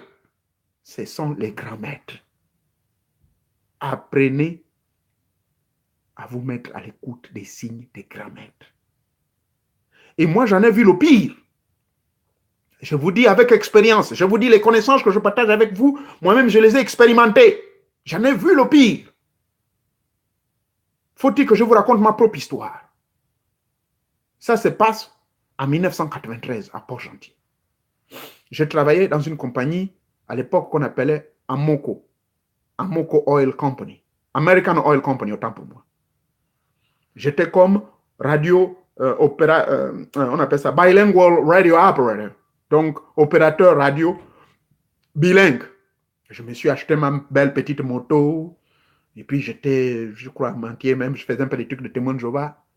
Alors, avec la joie d'avoir la nouvelle moto, hein, je suis à la maison. J'étais off ce jour-là. Donc, j'étais de repos. Bon, je suis là assis. L'esprit me dit, je sens le poids là, les signes là. Oh, je sens le corps fatigué. Ah, je dis, ah non, moi je veux partir. Et puis, bizarrement, dès que je suis sorti, je ne sais pas, un petit enfant là, il a balancé le ballon, tapé devant ma porte, la vitre de la maison s'est cassée. Il dit, oh, mais toi tu es fou, comment tu vas taper le ballon? Un enfant à peine de 5 ou 6 ans. Oh, tonton, je ne savais pas. Oh, mais mon Dieu, là, il faut que je répare ça. Hein? C'est quoi cette affaire-là? Oh, mais c'est pas possible. Et je m'entête. J'ai dit, ah non, je prends ma moto. Je démarre la moto. Mais voici, je suis parti. J'ai insisté, non? D'aller vers... je fréquentais une sœur témoin de Jéhovah là, dans la zone de la cité de la ECG. Oh, j'aurais souhaité que maman, comment elle s'appelle encore? Elle a un autre nom sur Facebook, je ne vais pas dire son nom de famille. Son papa était même là-bas à l'époque, que Dieu ait son âme. Donc, je ne vais pas te rendre visite à cette famille-là. Alors qu'en réalité, je n'ai même pas pris rendez-vous. J'ai insisté. Bon, ceux qui sont des pauvres gentils, il y a un tournant là, par le bord de mer, hein? Juste après l'usine de Sobraga, au bord de mer là-bas. Vous passez là pour tourner, aller vers la UCG. Je viens avec la moto là, et pourtant, ce n'était même pas à plus de 50 à l'heure. Hein. La moto, je me suis projeté. Dieu merci, j'avais mon casque. Projection, je tombe, accident grave. Tout seul, il n'y a pas une voiture. Je tombe. Me voilà maintenant à Polygamba. Je suis là-bas à Polygamba, réanimé. Je me réveille, je dis, oh, qu'est-ce qui s'est passé? Et le premier flash que j'ai reçu, savez-vous lequel? C'était le flash du poids. C'était le flash de Nako. La lame de Nako que l'enfant avait cassé avec le ballon qu'il a tapé. Donc, cet exemple, à travers cet exemple typique, clair, j'ai compris que oui, c'était l'intervention des grands maîtres qui ont voulu me donner une leçon. Parce qu'effectivement, en insistant d'aller rendre visite à cette famille, et quelque temps après, il y avait un problème là-bas dans cette maison. Donc, eux, ils ne voulaient pas que je m'y rende.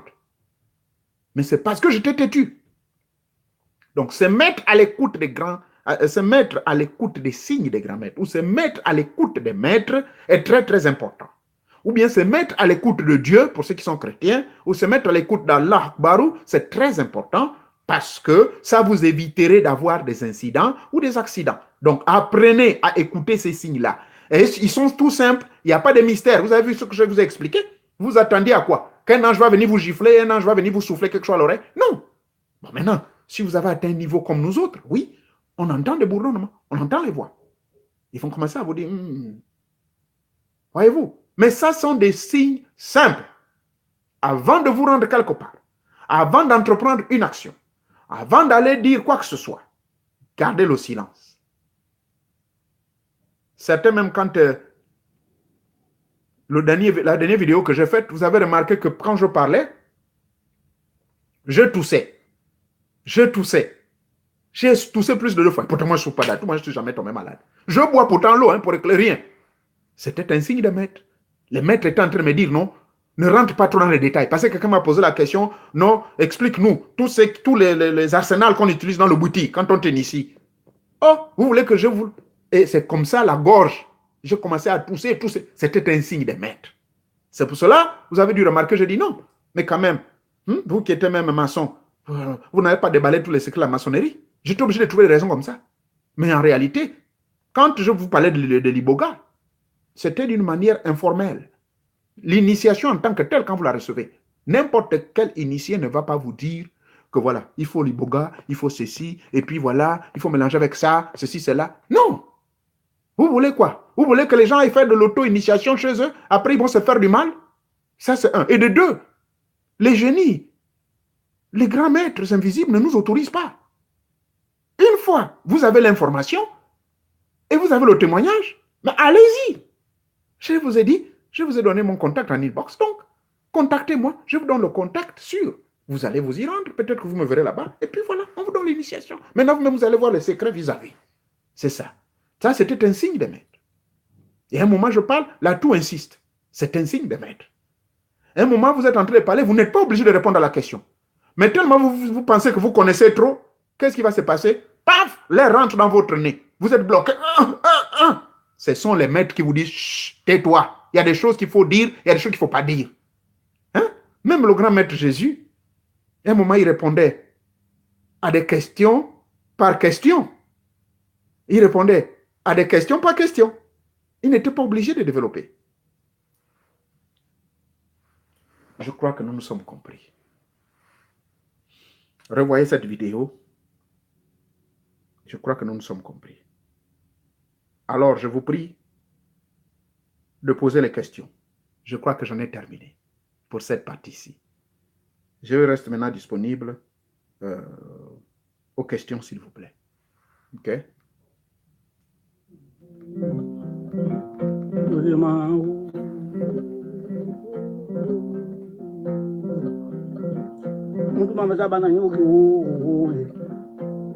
Bazar, tu me parlais du transport, toi. Alors j'écoute, j'attends vos questions s'il vous plaît. Avant de passer à la conclusion de cette technique, disons cet enseignement sur comment rentrer en contact, ou comment se mettre à l'écoute des génies, à l'écoute des maîtres, à l'écoute de Dieu. Conformément à Jérémie, chapitre 23 au 25, Dieu nous parle d'une manière ou d'une autre, mais nous ne prêtons pas attention. Alors, vous avez appris aujourd'hui comment maintenant se mettre à l'écoute de ces mecs-là. Ils ont une manière à eux de communiquer avec vous. Et parfois de manière très brutale. Je vous ai donné mon témoignage, ma moto Suzuki 125 jaune, ceux qui m'ont connu à Port-Entier à l'époque, je l'avais bousillé. Parce que j'avais insisté. Et il n'y a pas seulement que cet exemple. À Libreville, à Port-Entier, je connais d'autres cas, des exemples. Hein? Où j'ai insisté. Et j'arrive là-bas, je suis à la fin dessus. Hein? Tellement vous aviez insisté, il y a pourtant tous les signes. Quelqu'un qui me dit, oh non, mon gars, viens. Oh non, non, non, non. Vous continuez, vous arrivez là-bas tout trempé de sueur, arrivez. Alors la personne vous dit, bon, écoutez, je suis désolé. Hein. Ou bien vous arrivez, la personne n'est même pas là. Ou bien la prochaine communication, écoutez, monsieur Mupanga, monsieur Mupangou, Mupanja, bon, je suis désolé, hein. On renvoie notre rendez-vous pour 2 jours. Mais alors tout ça, là, tu n'as pas écouté les signes. Voyez-vous? J'attends vos questions, s'il vous plaît. Sur notre sujet.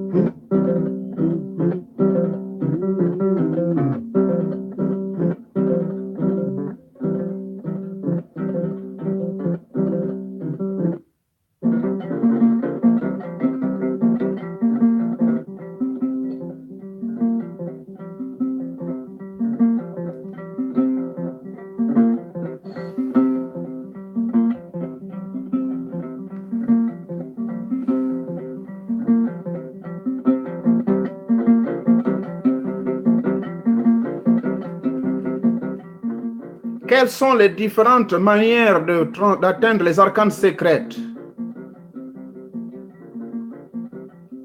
Je vais répondre à la deuxième question. Est-ce qu'on peut comprendre ces signes sans être nécessairement initié? Oui, bien sûr. Je vous ai dit qu'il y a des gens qui sont comme ça, ils ne sont pas initiés, mais les signes parlent. Maintenant, l'avantage quand vous êtes initié, c'est que vous les comprenez, vous les maîtrisez mieux. Vous comprenez? Vous n'êtes pas obligé d'être initié pour connaître ces signes-là. Hein? Et même les chrétiens le savent, mais ils ont besoin d'être initiés dans la mystique chrétienne pour comprendre ça. Dieu nous parle d'une manière ou d'une autre, mais on ne prête pas attention. Il peut parler à travers un enfant, il peut parler à travers notre épouse. Vous là, par exemple, ceux qui aiment tricher leur mari ou leur femme. Bon, tu es là prêter. Oh non, Angélique va me raconter. Oh, mais ma femme encore, c'est quoi? Mais chérie, bon, écoute, est-ce que tu peux préparer la sauce aux enfants? Oh, mais vous êtes obligé de fabriquer un mensonge. Oh non, mais j'ai rendez-vous avec le chef. Hein? J'ai rendez-vous avec le chef. Pardon, vraiment c'est urgent. Mais c'est parce que vous avez rendez-vous avec Angéline. Et la femme est utilisée par les grands maîtres pour pouvoir vous bloquer de ne pas vous y rendre parce qu'il y a un malheur qui vous attend. Ok? Et pendant ce temps, vous insistez de partir, vous allez vous bourrer de kobolo, vous allez prendre le satambwanda, vous allez manger la cola, vous allez boire les Guinness, vous allez vous doper, comme le truc que je vois maintenant sur Facebook, le type s'est retrouvé son engin, son appareil génital debout tendu pendant combien de jours. Alors quand vous partez finalement, Angéline ou Angelina, que vous deviez rencontrer, vous arrivez, oh, désolé hein, Gaspard, vraiment j'ai eu un empêchement là des dernières minutes. Après vous regrettez, vous dites, oh mais merde, si j'aurais écouté ma femme, mais c'est pas possible. Mais maintenant je fais commander toutes les bois là que j'ai mis dans le corps, les mouchongus et quoi, toutes les doses des anabolisants que j'ai pris ou les Viagra, je ne sais pas trop. Après vous allez vous endommager votre santé pour rien. Voilà Angéline, vous ne la trouvez pas. Alors vous courez à gauche à droite, c'est Albertine. Ah mais Albertine est où? Tu appelles Albertine, oh mais toi c'est quoi? Ça fait bientôt des ans, on ne se voit pas tant. Moi je suis là avec mon mari, tu sais pas que je suis marié maintenant.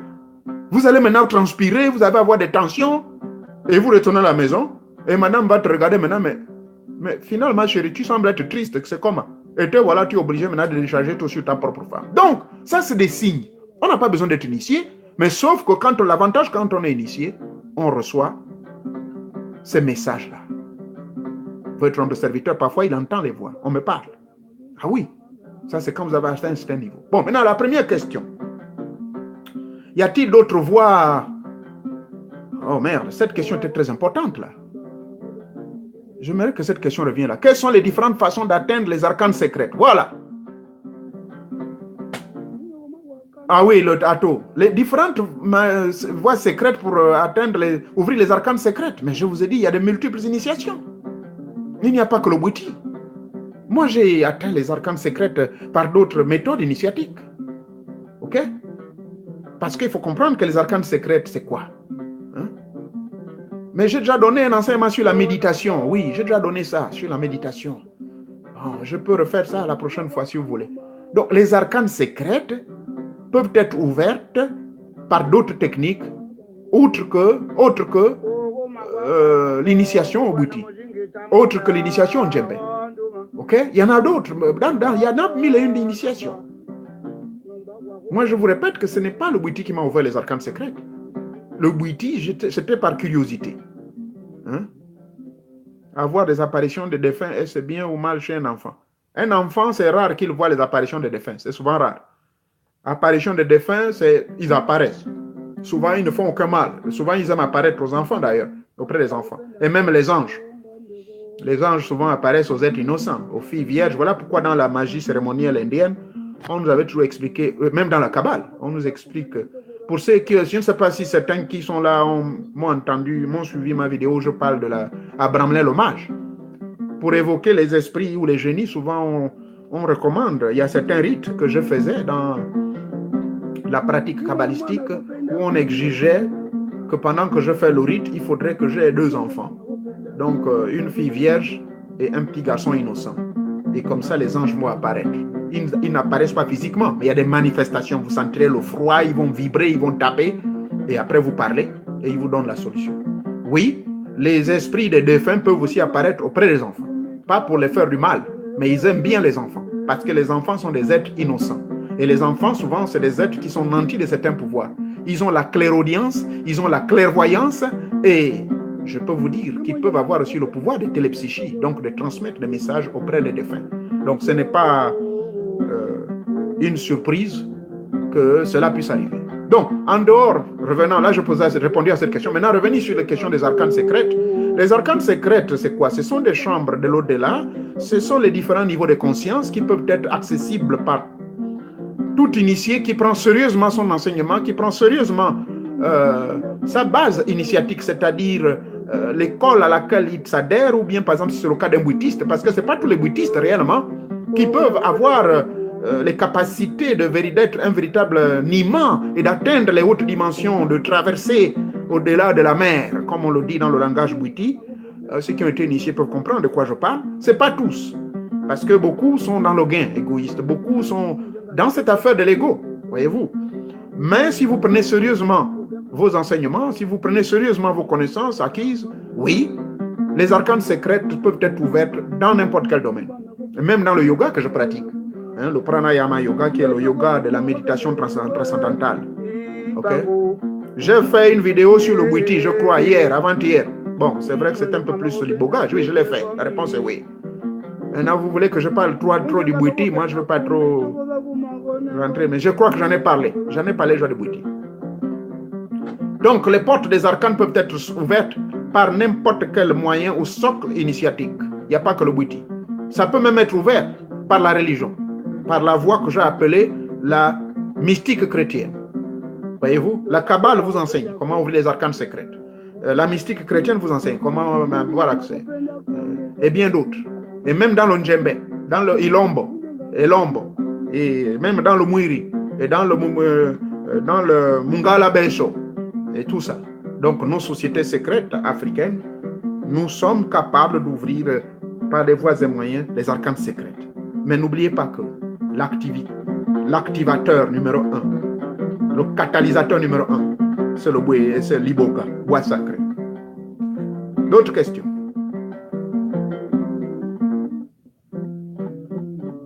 Avez-vous d'autres questions?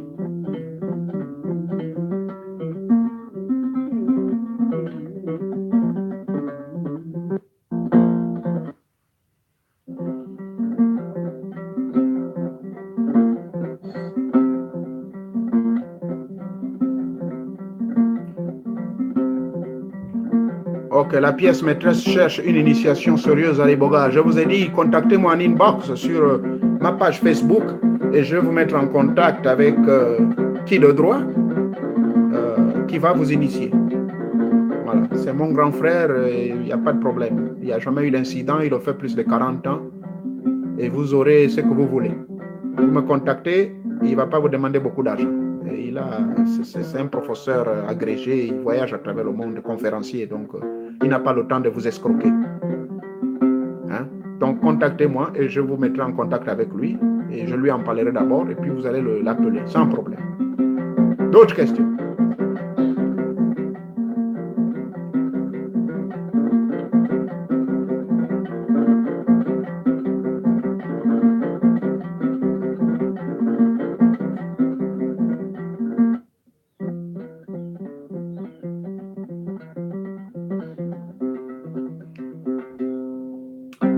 Bon, apparemment, il n'y a pas. Et s'il existe des gens qui ont des prédispositions naturelles à voir, à sentir, entendre, interpréter les voix des génies sans autant être initiés? Oui, la réponse est oui. La réponse est oui. La réponse est oui. Contactez-moi, puisque vous êtes abonné à mon site là.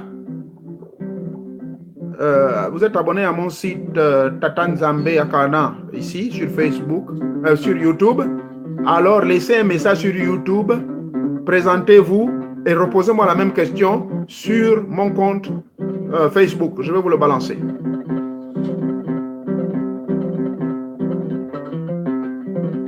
Le bouiti, oui, la dernière question, le bouiti est vaste. Je vous ai dit, il y a plusieurs formes de bouiti. Il y a le bouiti... il y a le bouiti d'Izumba, auquel j'ai pris mon bois. Il y a le bouiti Indéa. Vous parlez de quel bouquin? Les bouquins, il fallait être là le dernier live. Là. J'ai donné les sites, j'ai donné les noms des livres en question que vous pouvez commander. Donc, je disais que il y a une variété de bouiti. Il y a le bouiti. Bouiti reste bouiti, mais il y a plusieurs... Le bouiti reste bouiti, mais il y a le bouiti d'Izumba, le bouiti India, le bouiti Misoko, bouiti Yakoa, ok? Donc le bouiti des pygmées et tout ça, le bouiti Togo, mais sous les grandes dénominations d'Izumba, Ndia, Misoko et autres. Donc il y a des bouitis de guérison, il y a les bouitis de ceci, c'est de différentes branches. Mais le bouiti reste le bouiti. Et l'activateur ou encore le propulseur, élément numéro 1, ou encore l'essence motrice reste toujours l'iboga.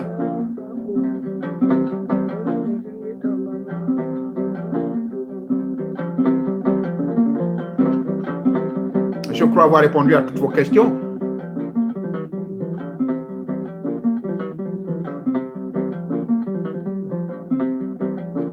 Les génies de la forêt, ce sont les mêmes génies qu'on trouve partout. C'est ce que je peux vous dire. Il faut encore revisionner ma vidéo là où je parle de l'iboga, s'il vous plaît. Hein? Revisionnez cela.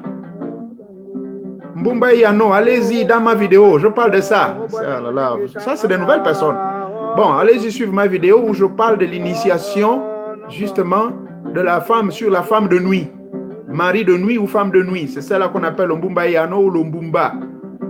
Je montre des techniques, comment vous pouvez la convoquer, comment vous pouvez demander pardon si elle embête votre mariage, et tout ça là.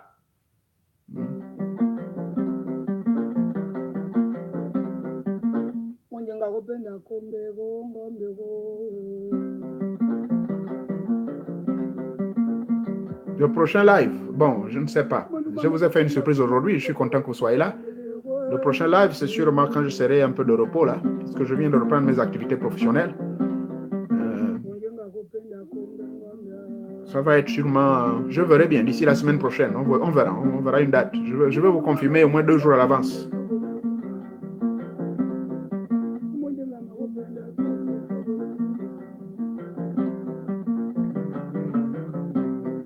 Vous venez nous parler de l'américain King et Sankara. Bon, ça c'est beaucoup plus politique. C'est vrai que le Dr. King, Martin Luther King, lui, c'était il était pasteur, en même temps révérend pasteur et puis activiste politicien. Et il a beaucoup fait pour l'Amérique. Et aujourd'hui, le Civil Rights Movement, à cause de lui, aujourd'hui, nous les Noirs, si on nous brime au travail, si on nous fait des conneries, maintenant on a le droit à la même paye que le blanc. Bon, je lui donne crédit pour ça. Maintenant, je ne veux pas vous parler de son côté mystique. Ça, il m'est pas... Je ne peux pas le dire. Sankara, c'est pareil, il était également initié. Bon, mais malheureusement, il a quitté ce monde. Bon, chers compatriotes, je crois qu'il est temps qu'on se quitte. Et en Occident, quelqu'un me pose la question si en Occident on peut évoquer nos génies. Mais bien sûr. Derrière ma maison, je suis ici en Amérique, non? Derrière ma maison, j'invoque les ancêtres. Je parle, je leur adresse mes machins. Il n'y a pas de problème. L'esprit vous suit partout où vous êtes. Okay? Ce sont des entités volatiles. Ils peuvent voler dans l'air, dans l'espace et le temps. Ils peuvent avoir accès dans tous les quatre éléments de la nature. C'est ça l'avantage, parce que même quand vous allez quitter ce monde matériel, votre corps matériel retourne à la poussière, mais votre corps astral, votre corps spirituel, votre corps divin, qui est votre âme, peut rentrer dans n'importe quelle matière, peut rentrer dans tous les quatre éléments, rentrer dans le feu, l'eau, l'air, la terre, sortir et partir. Donc rassurez-vous que oui, effectivement, les esprits de nos ancêtres nous suivent partout où nous sommes. Que nous soyons ici aux États-Unis ou en France, partout où vous les invoquez, si vous connaissez la formule secrète, comment rentrer en communion avec eux, il n'y a pas de problème. Ils vont toujours apparaître. D'une manière ou d'une autre, ils vont vous écouter. Il suffit simplement de connaître et avoir les accès, qu'on appelle les outils de communication avec eux, de connaître les bases, hein, c'est-à-dire les éléments de base, qu'est-ce qu'il faut, leurs aliments, le vin qu'ils prenaient, et ensuite connaître leur combo, connaître leur tribu. Il faut bien connaître votre histoire ancestrale. Là, je vous amène dans le rite de la convocation ou encore de la communion avec nos ancêtres. Donc, oui, c'est possible. Quel que soit l'espace, quel que soit l'endroit, vous pouvez toujours les convoquer. Alors, je vous remercie, chers compatriotes. Ce sujet ne me tenait peut-être point à cœur, mais après ma longue méditation, comme je vous l'ai dit au début de mon introduction, ils m'ont dit il faut que j'en parle. À partir d'aujourd'hui, vous savez désormais comment communiquer avec les grands maîtres. Comment se mettre à l'écoute de leurs signes. Comment se mettre à l'écoute de leur intervention. Certes, vous avez bien suivi.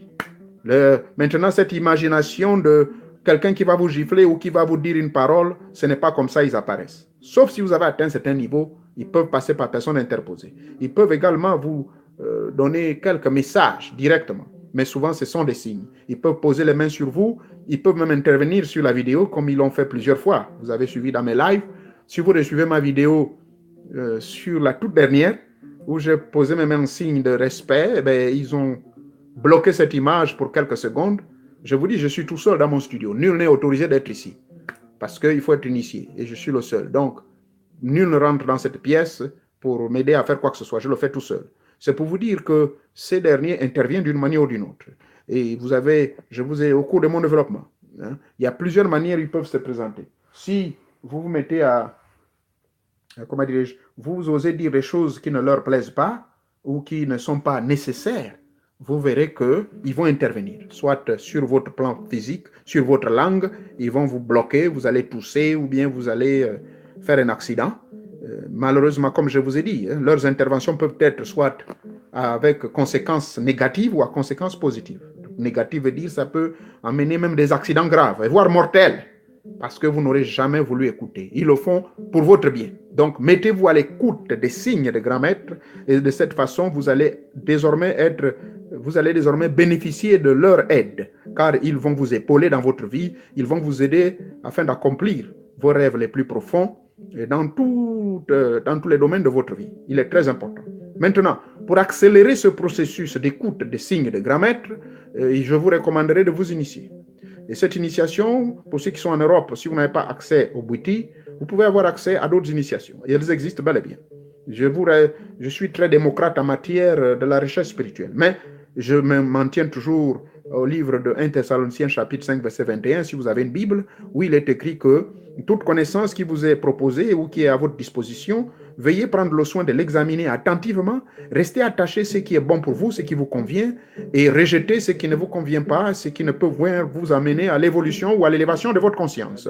Donc, appliquant ce principe dans votre vie de tous les jours, vous pouvez naturellement trouver certains milieux où vous vous sentirez à l'aise afin de vous initier. Ça peut être des initiations occidentales, ou orientale ou africaine. Tant que c'est bon pour votre élévation de votre âme, vous pouvez y aller. Personnellement, en dehors du boutique, je vous ai déjà dit mon parcours. Voilà, donc c'est très important de se mettre à l'écoute des grands maîtres. Merci encore. Que Nzamba Kane, le Dieu suprême, Nzamba Kane, l'âme universelle, veille sur vous.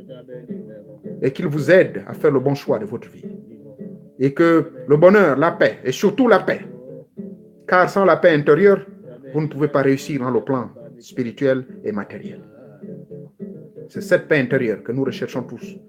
Cette paix intérieure ne doit pas être synonyme de lâcheté, mais c'est plutôt synonyme de maîtrise de soi, synonyme de la maîtrise de la vie, faisant de vous un grand maître. Et quand on arrive à ce niveau, bien sûr, on est toujours incompris.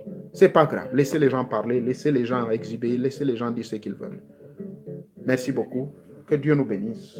Et j'espère que d'ici là, nous allons nous retrouver et tout ira. Soyez bénis.